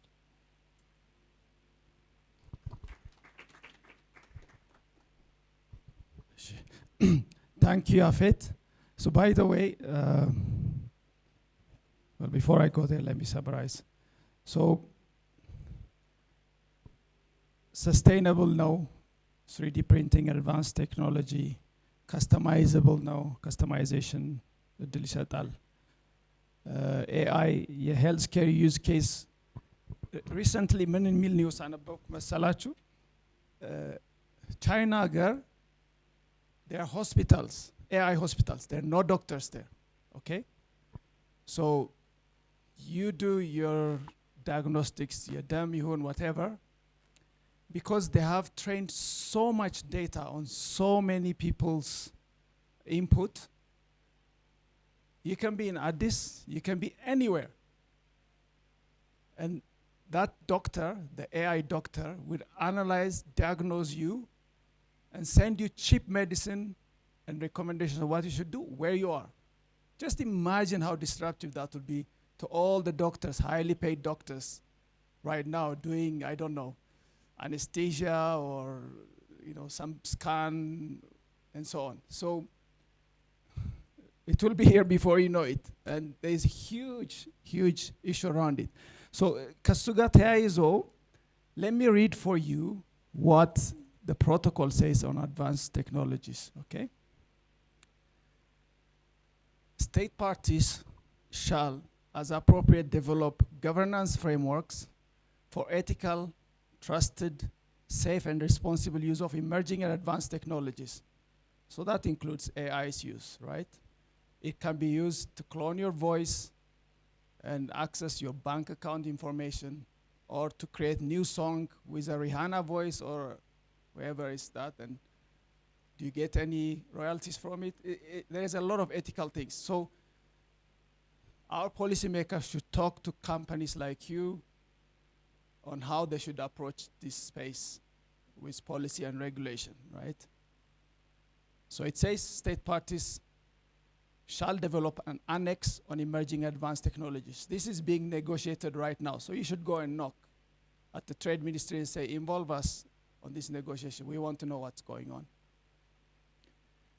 So AI tools in education, singularity. I already use some AI at work, okay? We already don't know some of the things it does, how it does it, why it does it. So we use it for productivity, project management, a lot of things. So that thing is already integrated into our office tools, okay? So I can be inside office asking him to summarize all the documents around this topic within the company. I can ask it to make me a presentation. I can ask it to make me an Excel,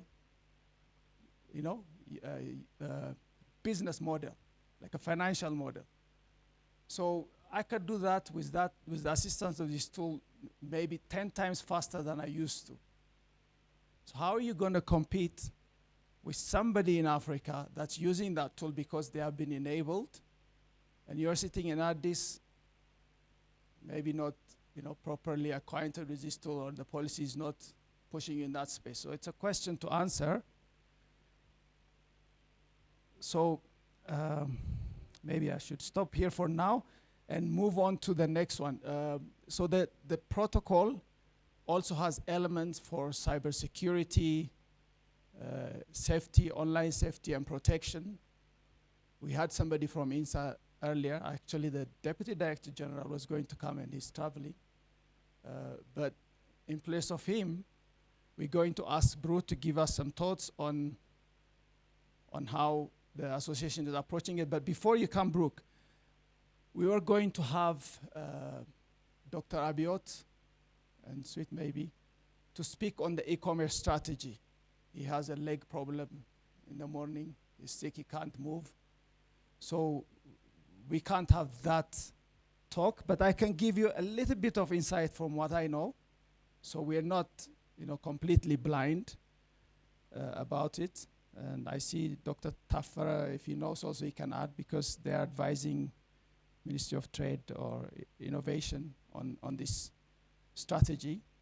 So the e-commerce revenue in Africa, it says grew 230%, just data from 2019 to 2024, okay? So we need to be aware of this and see how we can be a part of it. This e-commerce strategy is being coordinated by the Digital Council, from what I understand, the Ethiopian Digital Council, which is chaired by the Deputy Prime Minister. And let me give you some insight into what I think the structure of the council is. And I think private sector should be involved in it. I don't know who, if anyone is involved from private sector. Maybe I'll search it. Let me ask Bru to speak about cybersecurity. I'll return, I'll tell you about it.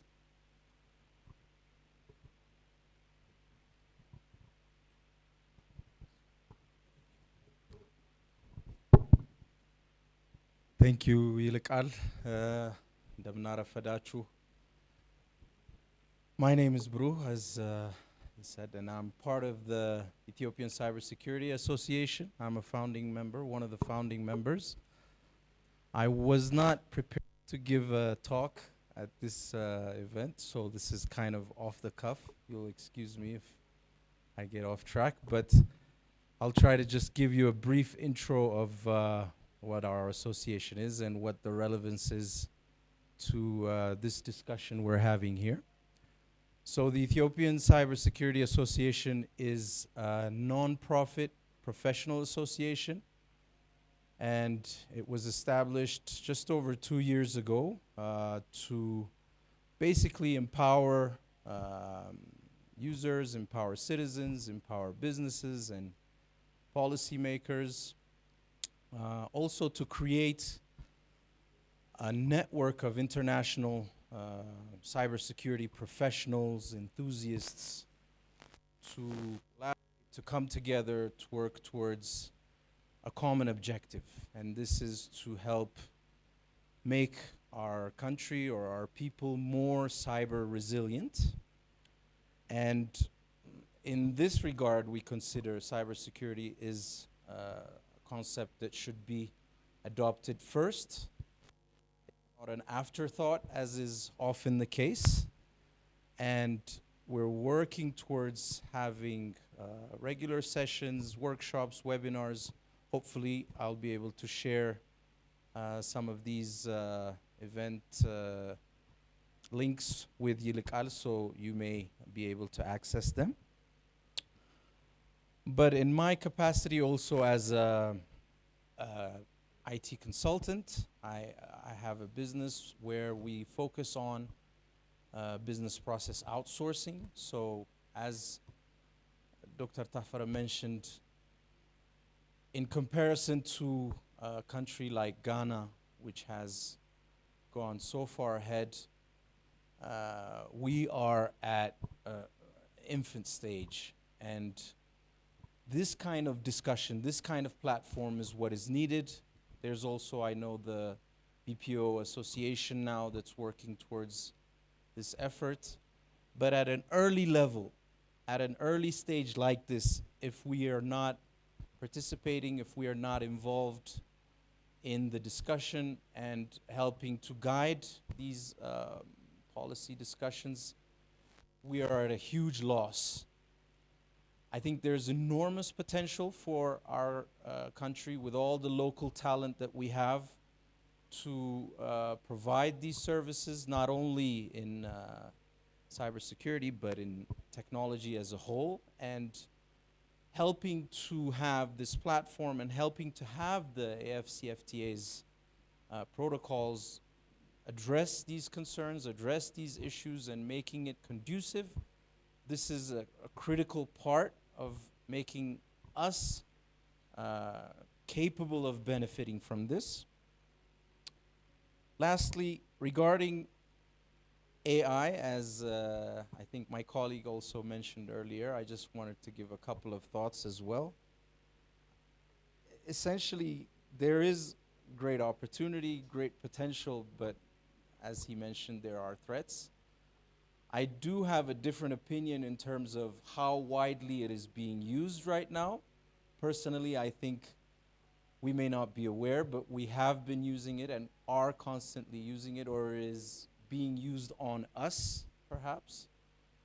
And in this sense, one keynote we should realize, I think there was some hints made, but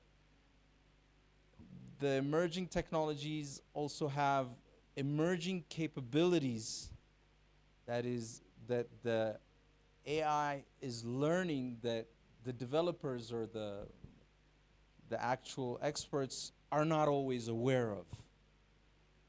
And in terms of protecting ourselves from these risks, as much as we want to benefit, we see there's this race towards how can we make AI part of our business plan, part of our model.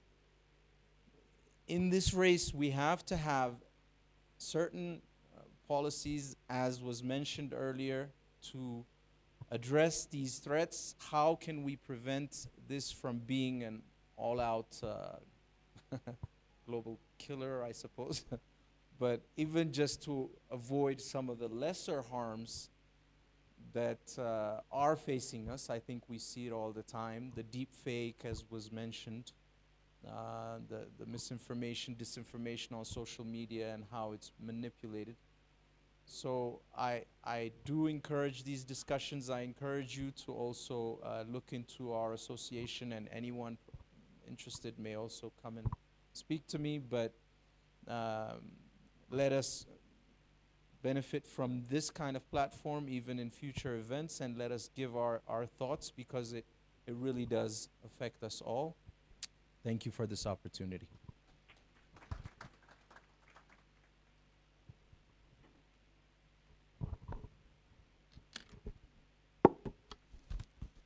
Okay, thank you, bro. So, to tell you, before I comment on this,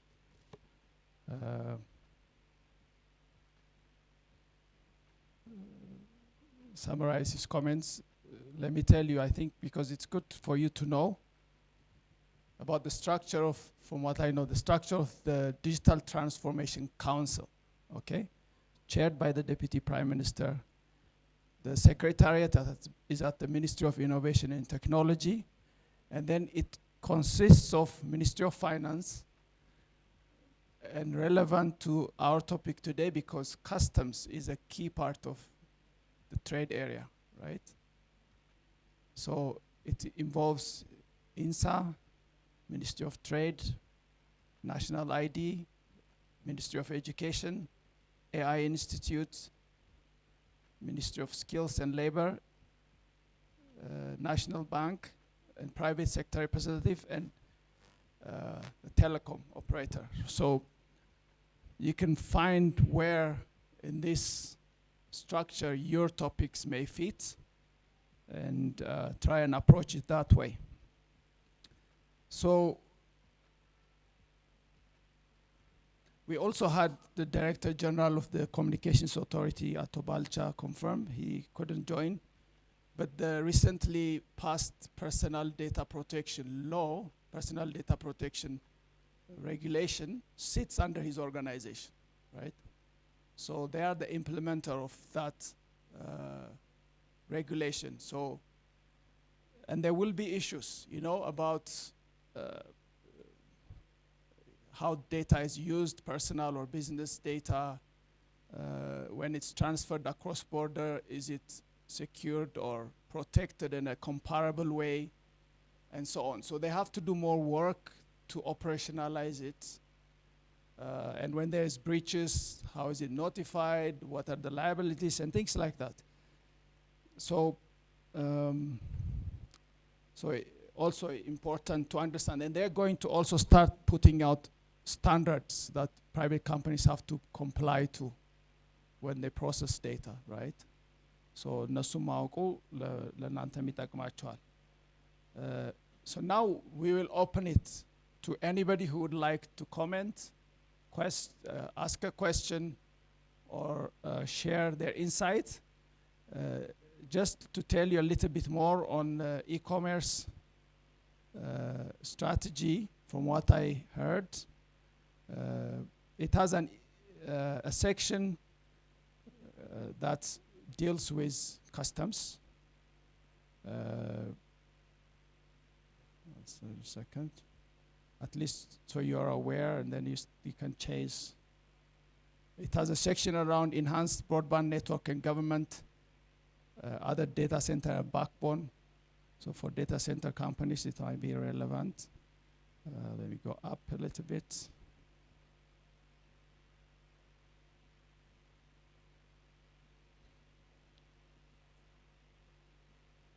So to establish a unified customs framework for e-customs is one of the things that need to be done. To enhance e-commerce taxation through harmonized automation. So e-receipt recently is launched. There are some companies who are piloting that, I know, but more of you should explore it perhaps. A cross-border e-commerce hub in the Ethiopia established Madreg, so that means a lot of things have to be done. Harnessing emerging technologies, data governance and security measures, simplifying licensing, registration, all the issues we heard before, capacity building, and so on.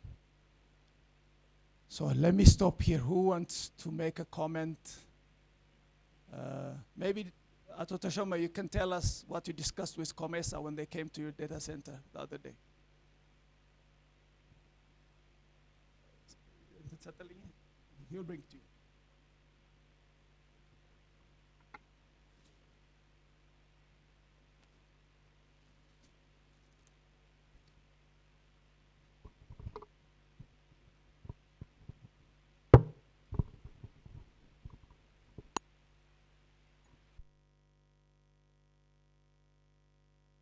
አይ ቲንክ አማርኛ ማይሰማ የለም አይደል? አመሰግናለሁ። ተሾመ ነኝ። ኮሜሳ እንግዲህ ከከስተምስ ኦፊስ ጋር መጥተው ነበር ወደ አዲስ አበባ። ምንድነው አይዲያቸው? በተለይ ኢንፍራስትራክቸር በተመለከተ የኮሜሳ አባል ሀገሮችን አሰስ እያደረጉ ነበር። ምንድነው አይዲያው?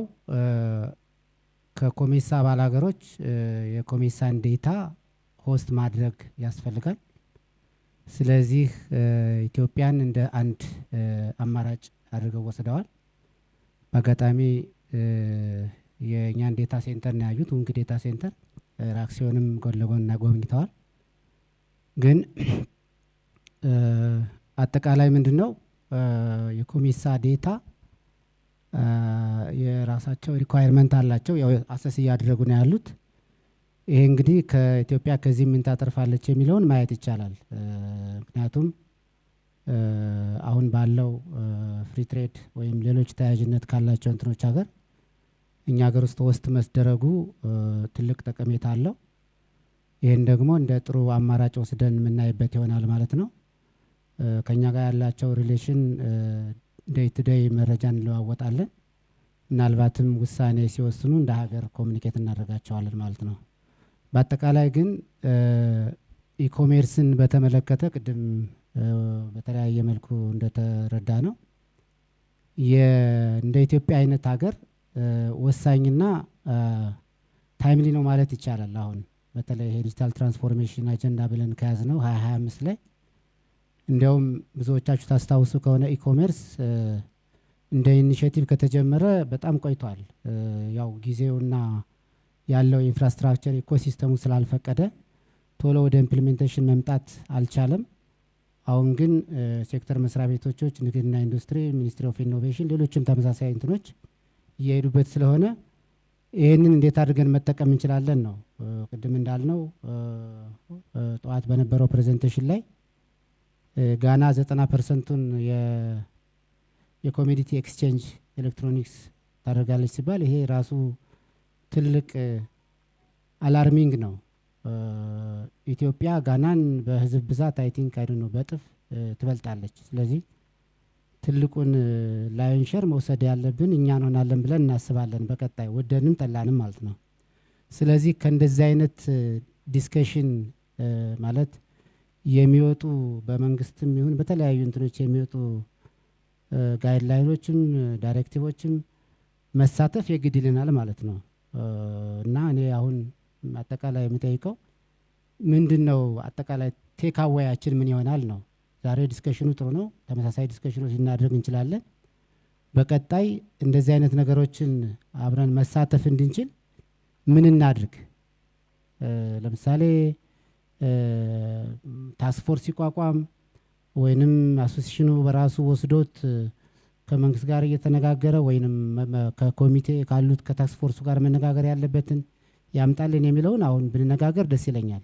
ዲስከሽኑን እንደንትን ወስደ ነው ከብሬንስተርሙ ዲስከሽን በኋላ ምን ማድረግ አለብንና በቀጣይስ ምን ይሁን የሚለውን እንደ አቅጣጫ ዘ ዌይ ፎርዋርድ በአጭር ሰዓት ውስጥ ብንነጋገር ደስ ይለኛል።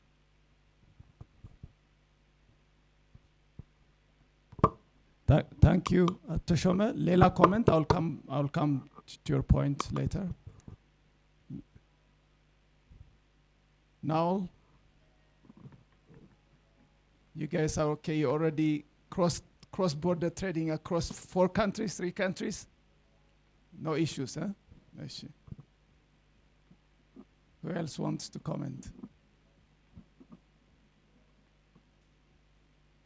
Okay, so let me tell you about what it says on cybersecurity, and then I'll answer.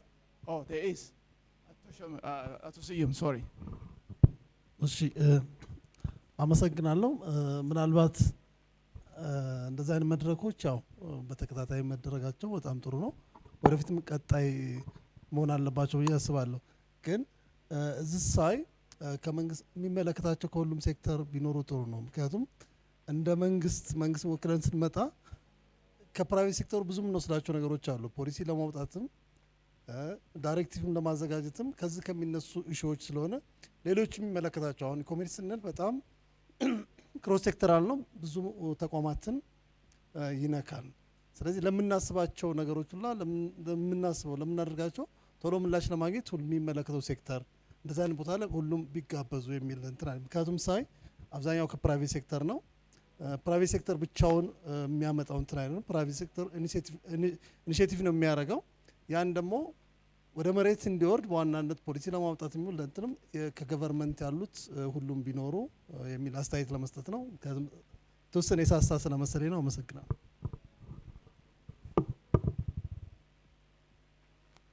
ዶክተር ታፈረ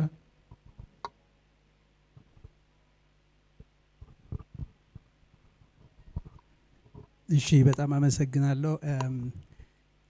ምን አይነት ቴክ አዌይ ነው የምንወስደው ተብሎ ስለተጠየቀ አቶ ተሾመ ናቸው መሰለኝ ለዛ ሪስፖንድ ለማድረግ ነው። አንደኛ ምን ለማለት የምፈልገው እዚህ የኤፍሲኤፍቲኤ የመጣ ጉዳይ ለብዙ ጊዜ እኔ በንግድ እዛ አንክታድ ዩኤን ቴክኖሎጂ ኮንፈረንስ ኦን ትሬድ ኤንድ ቴክኖሎጂ ሰራ ነበር ጄኔቫ እና በትሬድ ምክንያት ብዙ መላለስ ነበር እዚህ ለብዙ ጊዜ ኢትዮጵያ የሪጂናል ትሬድ ሲሪየስሊ አልተወሰደም ነበር ቱ ቢ ፍራንክ የኮሜሳ ኤፍቲኤ ብዙ ጊዜ ነው የወሰደው because Ethiopia's focus is with outside Africa ነበር mainly trade እና አሁን ሲሪየስሊ መወሰዱ በጣም ጥሩ ነው አዲስ ሚኒስትሪ ሲመሰረትም የሚኒስትሪ ኦፍ ትሬድ እና ሪጂናል ኢንቴግሬሽን መባሉ indicates that finally Ethiopia is focusing on regional trade I think የአገዋ ኤክስፒሪየንስ የሚያሳየን ምንድነው ባይላተራሊ የሚሰጥ ኦፈር የሚደረግ ማርኬት አክሰስ unpredictable ነው bilaterally የተሰጠ ደግሞ bilaterally ሊወሰድ ይችላል that's what we've learned ስለዚህ as a trade strategy I think የAfCFTA ያመጣው ኦፖርቹኒቲ በደንብ ቢታይ ጥሩ ይመስለኛል ይሄ አንድ ለማለት ነው ሁለተኛ ቅድም ያልኩትን ልደግም ፈልጋለሁ የፕራይቬት ሴክተር ኮንሳልት ማድረግ is really critical ነው ይሄ መደጋግመው በማልቲላተራል እና ሪጂናል FTA negotiations ከዚህ በፊት ብዙ ስላየሁት ነው መንግስታት negotiate ሲያደርጉ technical people ነው የሚልኩ technical people ደግሞ እስከ 3-4 o'clock in the morning ቁጭ ብለው language እና words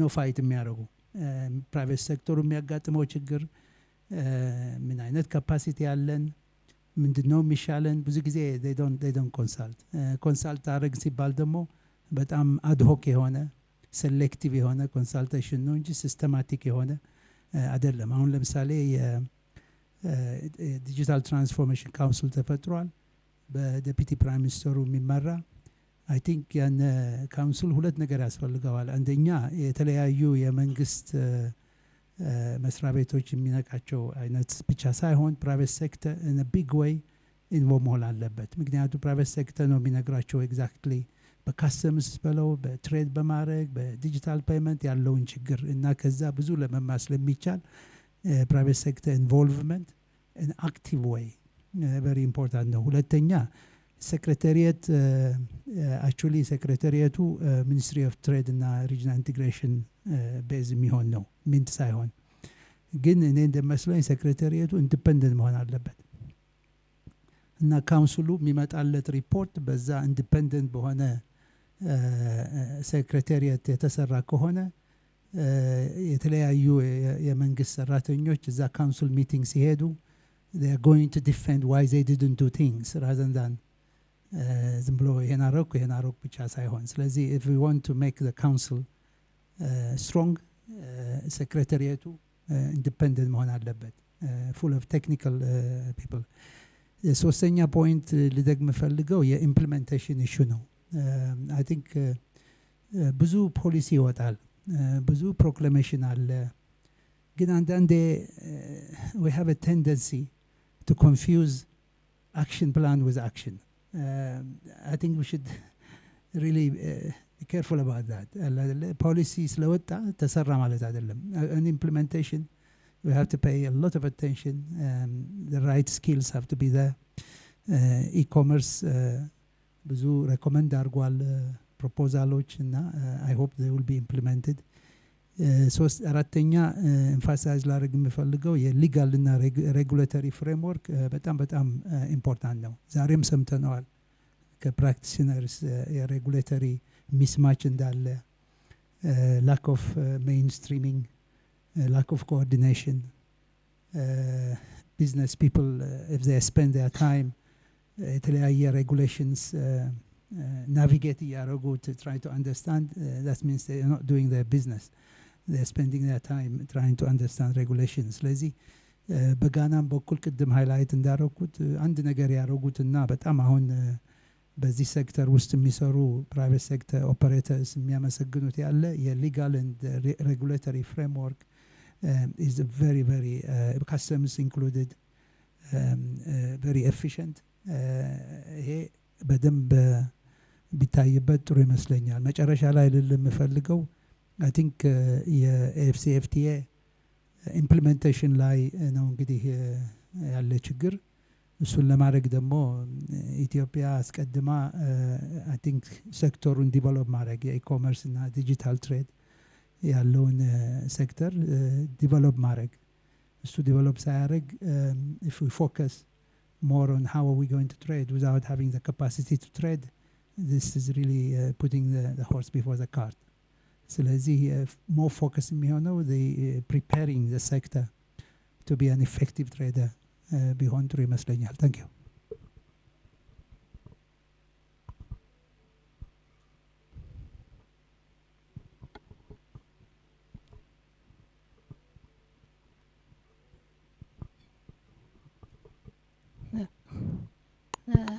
I think ራስሽንም ብታስተዋውቂ።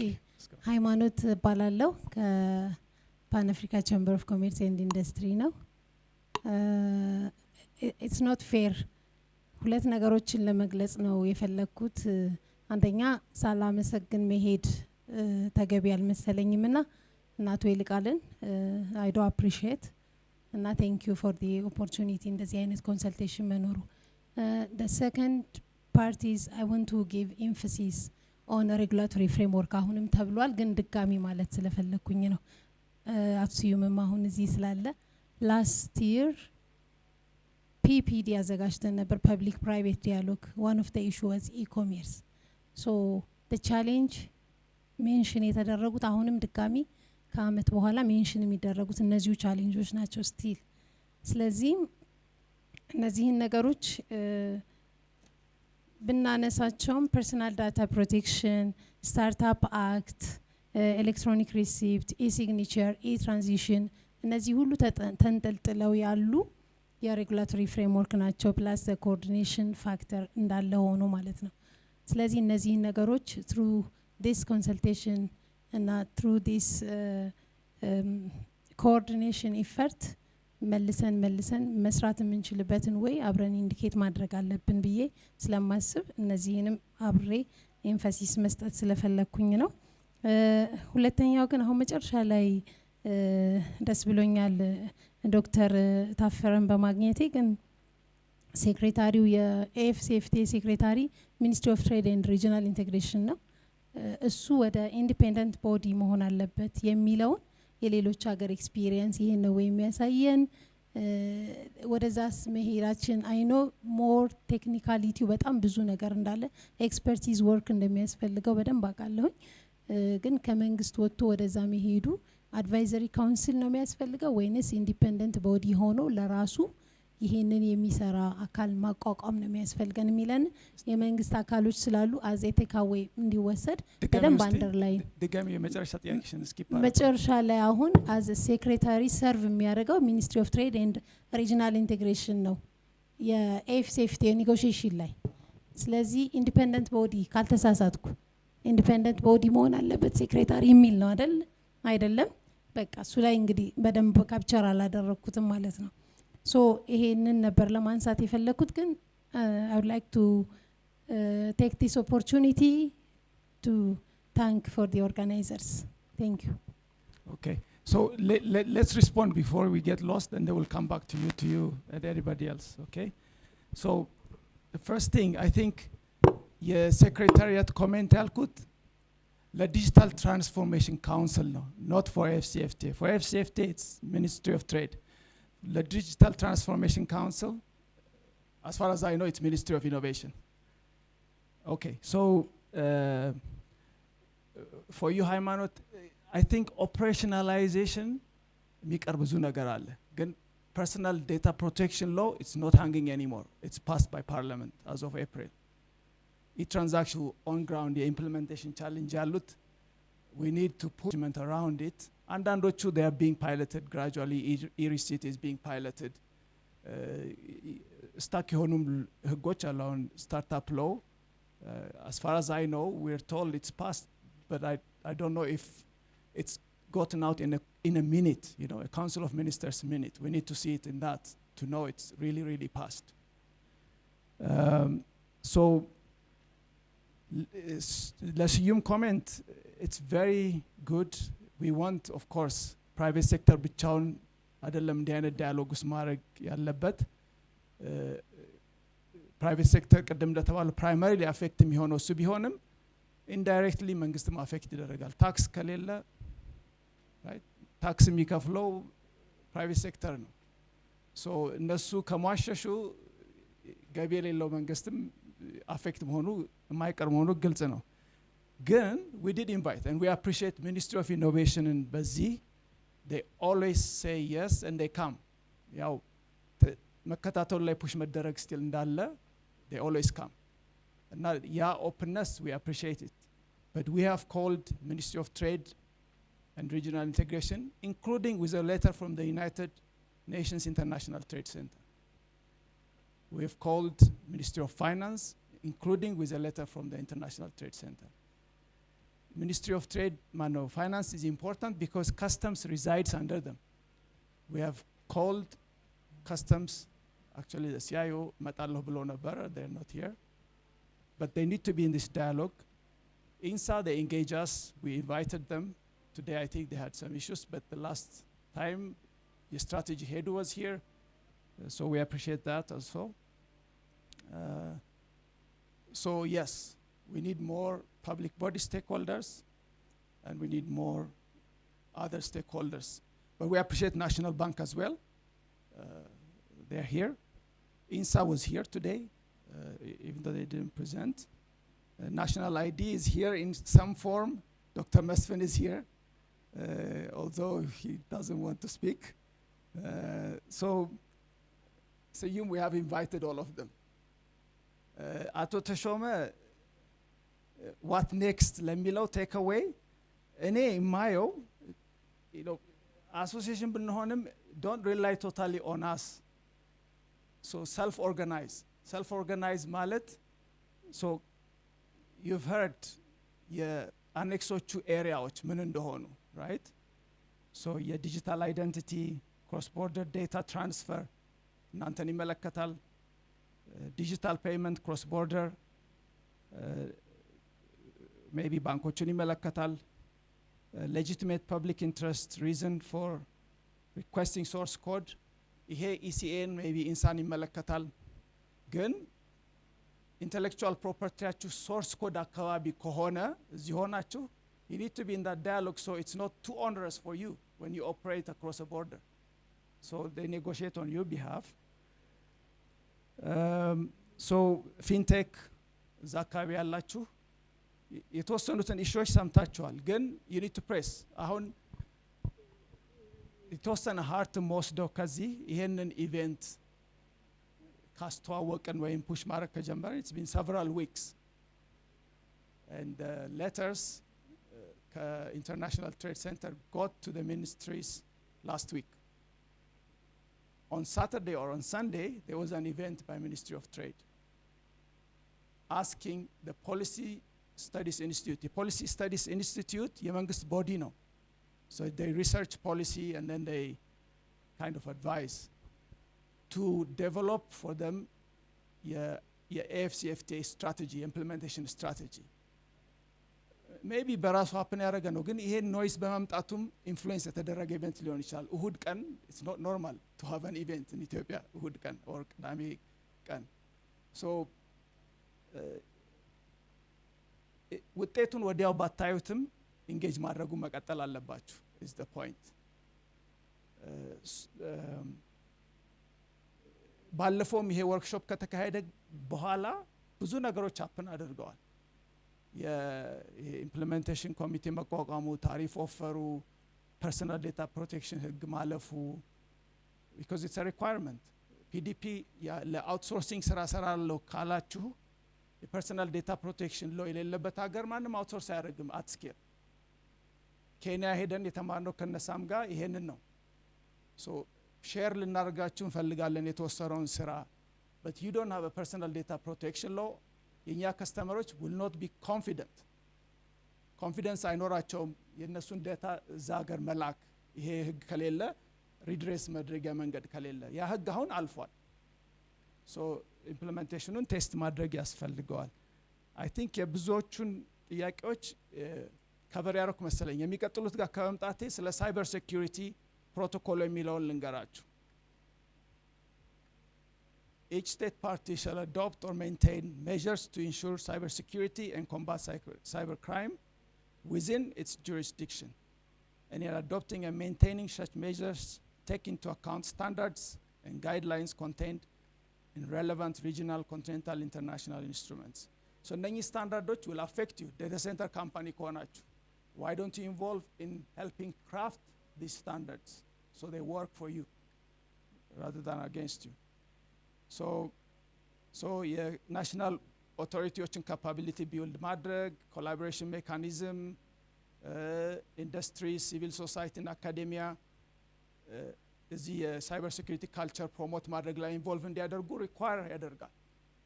So here malet l'nante room malet provide yadergo here supernatural room malet la involvement, take it. So let me go to the next set of questions or comments. I think broken now.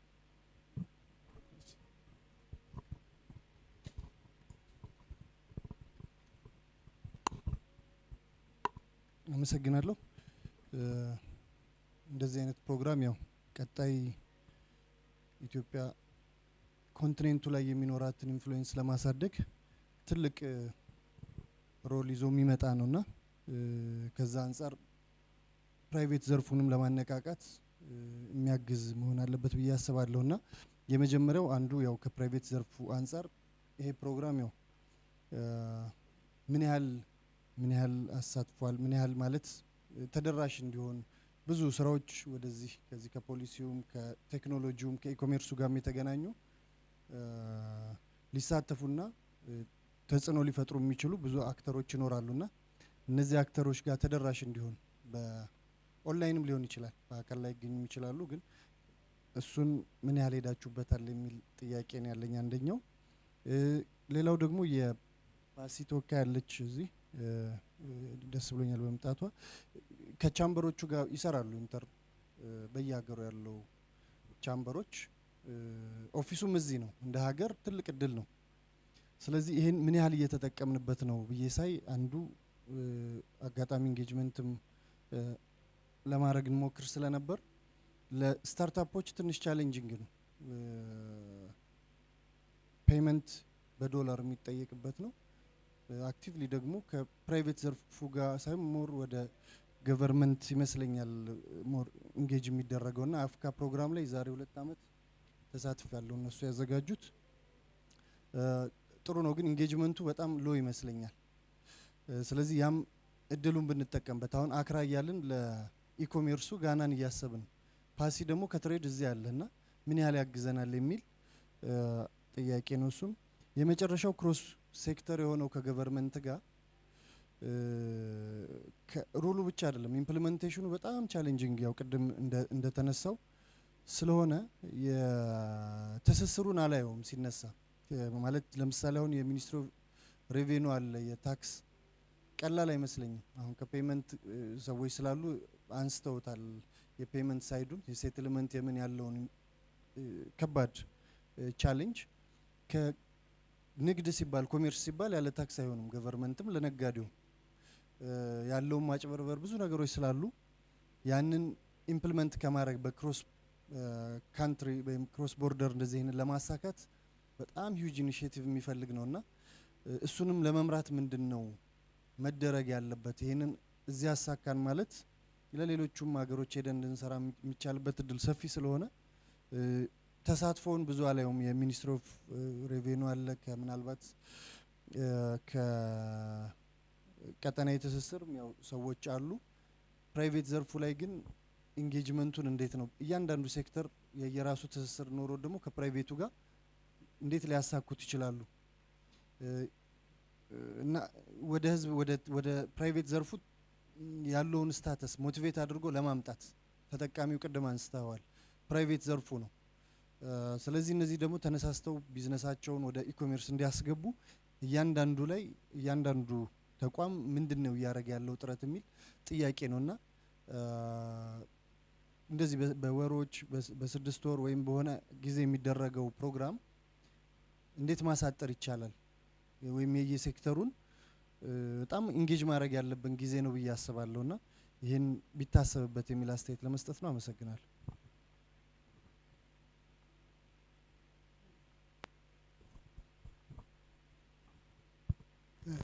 አመሰግናለሁ። በእርግጥ ናሽናል አይዲን ወክዬ አይደለም የማወራው፣ ግን እናንተም የምታውቁትን እና እንደገና ደግሞ በፕሮግራሙ እየተሰሩ ያሉት ወደፊትም ሊሰሩ የታሰቡትን አንዳንዶቹን ለማንሳት ነው። ያው እንደምታውቁት በዚህ 2 ዓመት ወይም 3 ዓመት ውስጥ 90 ሚሊዮን ለመድረስ ሬጂስተር ለማድረግ እና የናሽናል አይዲ ሬጂስትሬሽንን አቺቭ ለማድረግ የናሽናል አይዲ ፕሮግራም ሪሊ ኢንቴንሲቭሊ እየሰራ ነው፣ አግሬሲቭሊ እየሰራ ነው። የሚሰራውን ብቻውን ሳይሆን ኔሽን ዋይድ በጣም ብዙ የሬጂስትሬሽን ፓርትነሮችን ይዞ ነው። ይህ ደግሞ ለብዙ ስራዎች ፋውንዴሽናል የሆነ ኤሌመንት ነው። ቅድምም እንደተነሳው ኬዋይሲ ዋናና መሰረታዊ የሆነ ጉዳይ ነው። ስለዚህ ከዚህ ኢኒሼቲቭ ጋራ አንድ ላይና ተሳስሮ የሚሄድ ነው። በዚህ በዲጂታል ካውንስሉ ሜምበርም በመሆናችን ምክንያት ነገሮች እንዲፋጠኑ በምክትል ጠቅላይ ሚኒስትሩ ስብሰባዎችን ሬጉላርሊ ይደረጋሉ። ስለዚህ ሪሊ ሂደቶቹ ፕሮሚሲንግ ናቸው። ከሪሶርስ አንጻርም አሁን ፕሮጀክቱን ኢምፕሊመንት የሚያደርግ ወይም ደግሞ ፕሮግራሙን ኢምፕሊመንት ለማድረግ በብድር ያገኘ ነው የወርልድ ባንክ ፕሮጀክት አለ እና ሪሶርሱ ትልቅ ነው። በእርግጥ አሳይመንቱም ከዛ በላይ ነው። ስለዚህ እዚህ ላይ ያለውን ቻሌንጅ ሆፕፉሊ በታይም ቴብሎ በመጠቀም አቺቭ ይደረጋል ብለን እንገምታለን እና ይሄ ዋና ነው። መሰረታዊ የሆኑ ነገሮች ቅድም የተነሱ ግን ለናሽናል አይዲም መሰረታዊ የሆኑ እንደ ፐርሰናል ዳታ ፕሮቴክሽን የመሳሰሉት ነገሮች መሰረት ናቸው። እነሱን መኖራቸው ደግሞ የበለጠ ሂደቱን ያሳልጣል ለማለት ያክል ነው እና ይህንን ሀሳብ ለመስጠት ነው። አመሰግናለሁ።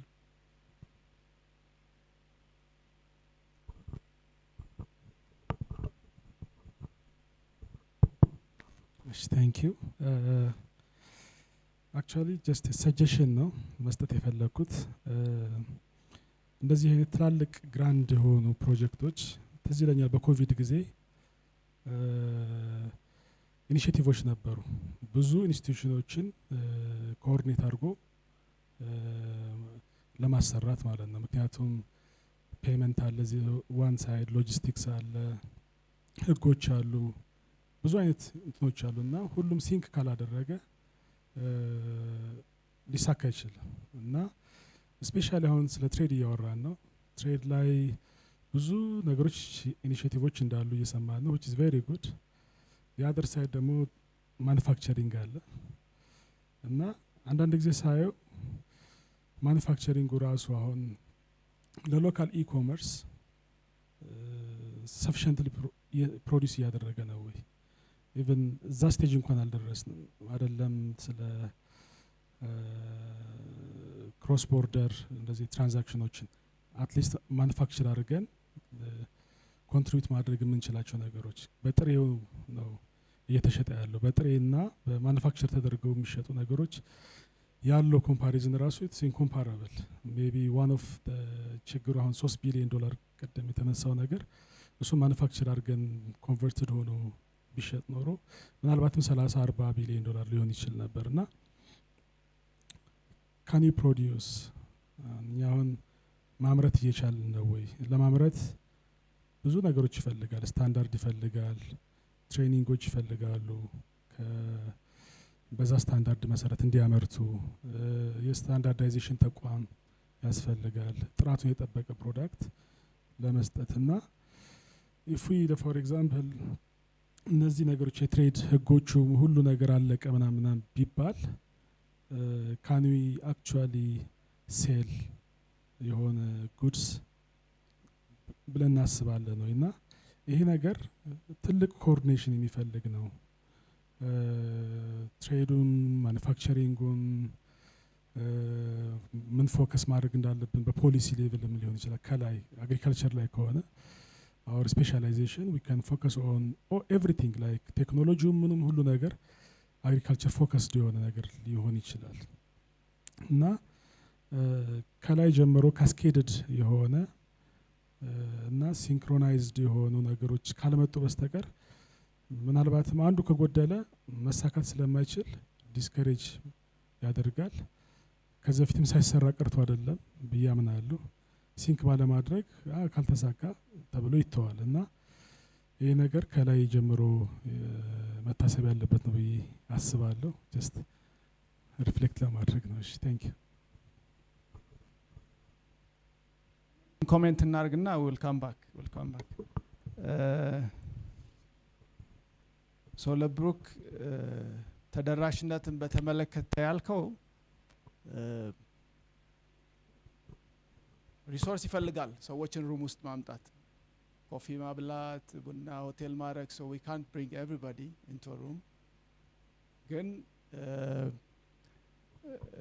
we have tried to solve through a hybrid presence. So ይሄ ፕሮግራም simultaneously live stream እየተደረገ ነው on LinkedIn, Facebook, YouTube እና Zoom. So recorded versionum will be available በኋላ ላይ ሰዎች አክሰስ እንዲያደርጉት። ኢንትረስት አሳይተው ለምሳሌ ላልመጡ ሰዎች እንልክላቸዋለን ሶ እንዲያዩት። ይሄ ኮሜንት እንዲሁ እንዳይቀር ማለት ነው። በኢሜል ብዙ ሰዎችንም ኦንላይን አቴንድ እንዲያደርጉ ኢንቫይት አድርገናቸዋል። ይሄ የስታርታፕ ዶላር ፔይመንት ይጠየቃሉ ያልከው እኔ እስከማውቀው ድረስ ሜይቢ ኤንቢኤ ከን ወይም ደግሞ ፐርሰናል ካፓሲቲ ካን ኮሜንት or correct me, 2025 like year 2025 like I think National Bank has put in written documents that they are going to start allowing cross-border payments, and specifically hey low denominator lohonu nidoch, you know, $100 whatever. Okay, so ETH switch is nodding, so it must be true. So some of it will be addressed with that. Again, ቁጭ ማለት የለብንም። አሁንም ችግሩ ለሁሉም ቢፈታ የሚጠቅም ከሆነ ሁሉም ስለዛ ነገር ማውራት አለበት፣ እኛ ብቻ ሳንሆን። ታክስ ያልከው ኢትስ አ ኪ ቶፒክ ለኮንቲኔንት ዋይድ ትሬዱ። እሱ ካልተሳለጠ ደግሞ ዊ ሉዝ ኤቭሪቲንግ ኤልስ ወርኮ ሰርቶ ከስተምስ ስሙዝ ካልሆነ and goods are stuck, you know, ለሆነ ታይም ዴሞሬጅ አለ፣ ሌላ ነገር በጊዜ ዴሊቨር ባለመድረጉ ፕሮጀክት ማት ነገር ነው የሚስተጓጎለው። እና maybe you guys can help us how we can have a discussion with those bodies, you know, and not to also hear their thoughts. አንዳንዴ ያው ይሄ ኮምፕሌክስ የሆነ ነገር ነው የለመድነው አይደለም ኔጎሽየት ማድረግ with 40 countries. አንዳንዶቹ ቶፒኮች are very new. አንኢዚነስ ሊኖር ይችላል፣ ግን ጥሩ አይደለም። አንኢዚ ስለሆነ አቮይድ ማድረጉ ጥሩ አይደለም። ሶ እሱን ሚቲጌት ማድረጊያ መንገድ አብረው መፈለግ ያስፈልጋል ብዬ ነው የምገምተው። የዶክተር መስፍን ኮሜንት ነው፣ ጥያቄ አይደለም። ታንክ ዩ። ሆፕፉሊ ይሄ ዩስ ኬሶች ናሽናል አይዲ የዩስ ኬስ አፕሮቻቸው ጥሩ ነው። ቢካዝ you work, you know, you mitigate ይሄ top down with something bottom up. so ያ ስቲክ ያደርገዋል ነገሩን። ልክ ያ የቶፕ ዳውን ዱላ ዞር ሲል እንዳይናድ ማለት ነው። so 90 ሚሊዮን ባይደርስ ብዙ ሲደርስ ያላቸው ይሄ ኢንተርኦፐሬብል የሆነ አፕሮች and so on ለዚህ የሚያግዝ ሊሆን ይችላል ብዬ ገምታለሁ ፐርሰናሊ። የማኒፋክቸሪንግ እና ሎካል ኢኮሜርስ ኢትስ አ ቬሪ ቫሊድ ፖይንት። ብዙ ሀገሮች መጀመሪያ ሎካሊ ያንን ነገር ዴቨሎፕ አድርገውት ነው የሚወጡት። አንዳንዴ ከውጭ ወደ ውስጥ የሚመጣም አለ። አሁን ኢትዮጵያን ኤርላይንስ ብታዩ እኛ ሀገር ኤርፖርት ሳይኖር ሌላ ሀገር እየበረሩ ነበሩ። አሁን ነው ወደ ኤርፖርቶች እዚህ የተሰሩ ሎካል ትራፊኩ ማደግ የጀመረው። ሶ ኤክስክሉድ ሳናደርግ የትኛውንም አፕሮች ኤክስፕሎር ማድረጉ ጥሩ ነው። ግን እሱም አሁን ተጠግቶ ሲታይ አሁን we had discussion with coffee people, okay? So we export, I don't know, 1 billion, 2 billion, whatever. Process ቢደረግ እና ምን አሉን ቅድም ያልኳችሁ ይሄ አስቀድሞ የጀመሩ አገሮች they structure it so the whole ምንድነው እሱ አክቲቪቲው የነሱን ጥንካሬ ምንድነው አድቫንቴጅ መውሰድ የሚችል እንዲያደርግና ከኢትዮጵያ ፕሮሰስ የሆነ ኮፊ ተቆልቶ ሚውል ተፈጭቶ አውሮፓ ለመላክ አይችሉም አቅሙም ቢኖራቸው ታሪፍ አለ ነን ታሪፍ ባሪየር አለ ሶ ያ የትሬድ ፕሮሰስ ስትራክቸር የተደረገው ጥሬ ነገር እንዲሸጥ ነው ሶ ያ መግፋት ነው ሌላ ምንም አማራጭ የለውም ገፍቶ ጮሆ ተጨቃጭቆ የሚፈታ ነገር ነው ግን ብቻቸውን አንድ የኮፊ ካምፓኒ ይሄን ችግር ሊፈታ አይችልም የመንግስት ቦዲ ትሬድ አሶሲዬሽንስ ፓን አፍሪካን የሆኑ ቦዲዎች ኢንቮልቭ ማድረግ አለባቸው ተጨማሪ አሁን ደግሞ ከዲሴምበር ጀምሮ ትሬሰቢሊቲ የሚባልም አለ አዲስ ነገር የሚጨመርበት ያ ራሱ ተጨማሪ ኮስት ስትራክቸር ሊኖረው ይችላል ፋርመር ድረስ የሚወርድ ማለት ነው ይሄንን ሰፊ የሆነ ኮንሲስተንት የሆነ ዳያሎግ ነው የሚፈታው እንጂ አንድ ቦዲ ብቻ እኛ አሶሲዬሽን ብቻ ወይም ደግሞ በአንድ ሲልቨር ቡሌት የሚፈታ አይደለም ግን it's a challenge same way ወደ ኖርዝ አሜሪካም ከሆነ ፕሮሰስ ካደረጉ ማአት ነገር ነው ያለው ታሪፉ ነን ኮምፒቲቲቭ ያደርጋል ሼልፍ ስፔስ ማግኘቱ ችግር ነው and so on so maybe የማኑፋክቸሮች አሶሲዬሽን ካለ ይሄን ነገር አግሪጌት አድርገው continuously የፖሊሲ ሜከሮች ፕራዮሪቲ ሊስት ውስጥ ወደ ላይ እንዲወጣ ፑሽ ቢያደርጉት ጥሩ ነው ባይነኝ እኔ I think those are the 3 comments አቶ ተሾመ 7 ሰዓት ስለሆነ we'll finish soon the next 5 minutes if you have comments and then we'll close አቶ ተሾመ ይቅርታ ሰዓት አልፏል ዶክተር ተፈራ ባነሳቸው እንትኖች ላይ በጣም ኢምፖርታንት ነገሮች ናቸው የተነሱትና እኔ አሁን ፎከስ አድርገን ብናይ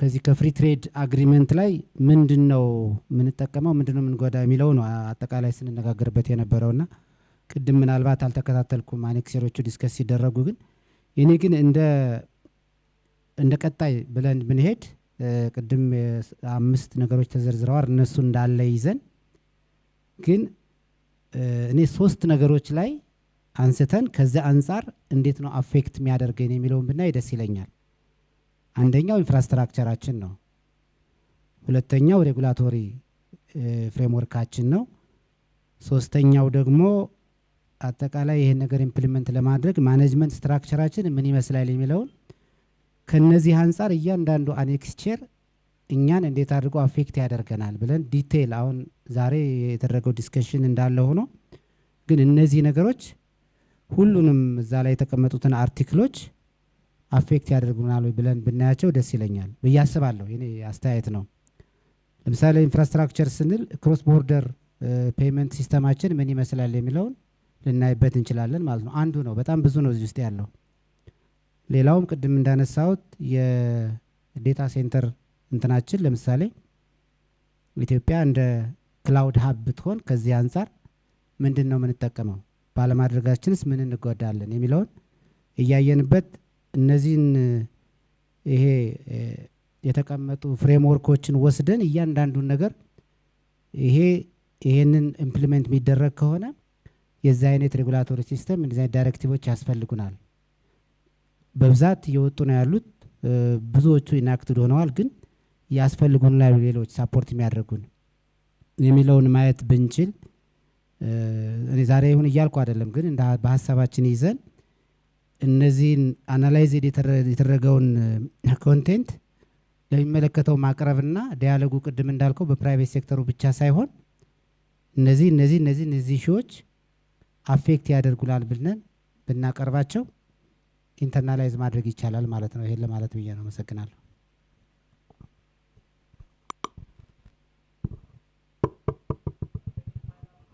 a minute going once going twice I think okay so አቶ ተሾመ ይሄ it's a valid point data ካላችሁ ይሄን point የሚያጎላው share አድርጉን will distribute it to anybody who may listen. So ለምሳሌ ኢትዮጵያን የክላውድ ሀብ ለማድረግ what is lacking? So specific incentive ነው, awareness ነው, የማርኬቲንግ እና ማርኬት ሪች ሰፖርት ነው፣ ቴክኖሎጂ እና ስኪልስ ነው። ሶ እንዲህ አይነት ከሌላ ካያችሁት ጋፕ ካለ እሱን አጉልተን ማጮህ የሚያግዝ ከሆነ we're happy to do. ግን ሞር ደግሞ ቁጭ ብሎም ስትራቴጂ ማውጣቱ it's a very valid point and I know we're cooperating around ለምሳሌ ኢንተርኔት ኤክስቼንጁ ላይ so we'll build on it. ብዙ ነገር ነው ከመልስ ጥያቄ ብዙ ነው ሬዝ ያደረግነው ግን it's not necessarily a bad thing. አንዳንዴ የችግሮች መፍትሄ አንድ ቦታ ብቻ ያሉ ስለሚመስለን እኛም ምንድነው እሱ wholesome ኒዱን ከተረዳን ፔሸንስም ፐርሲቪራንስም ሬዝ ሊያደርግ ብዬ ገምታለሁኝ ሊያደርግ ይችላል ብዬ ገምታለሁኝ። ሶ እንዳልከው ይሄ የአዴኩዌት ዲጂታል ኢንፍራስትራክቸር ላክ ማድረጉ it limits the potential of the tech sector to access and serve the African market. ግን እዛም ኤሪያ ላይ there are some developments ይሄ ሪጂናል ኮኔክሽንን ለማስፋት ገና አናውንስ አልሆነም እንጂ that I know of. የእናንተም effort will add to it, but it has to continue. ይሄ diverse and complex የሆኑ regulatory environment you know one by one address እንዲደረጉ engage ማድረግ አለብን። Thank you all and have a good lunch. Lunch ticket ተሰጥቷል? Okay, so have a good lunch and the rest of good day. Thank you.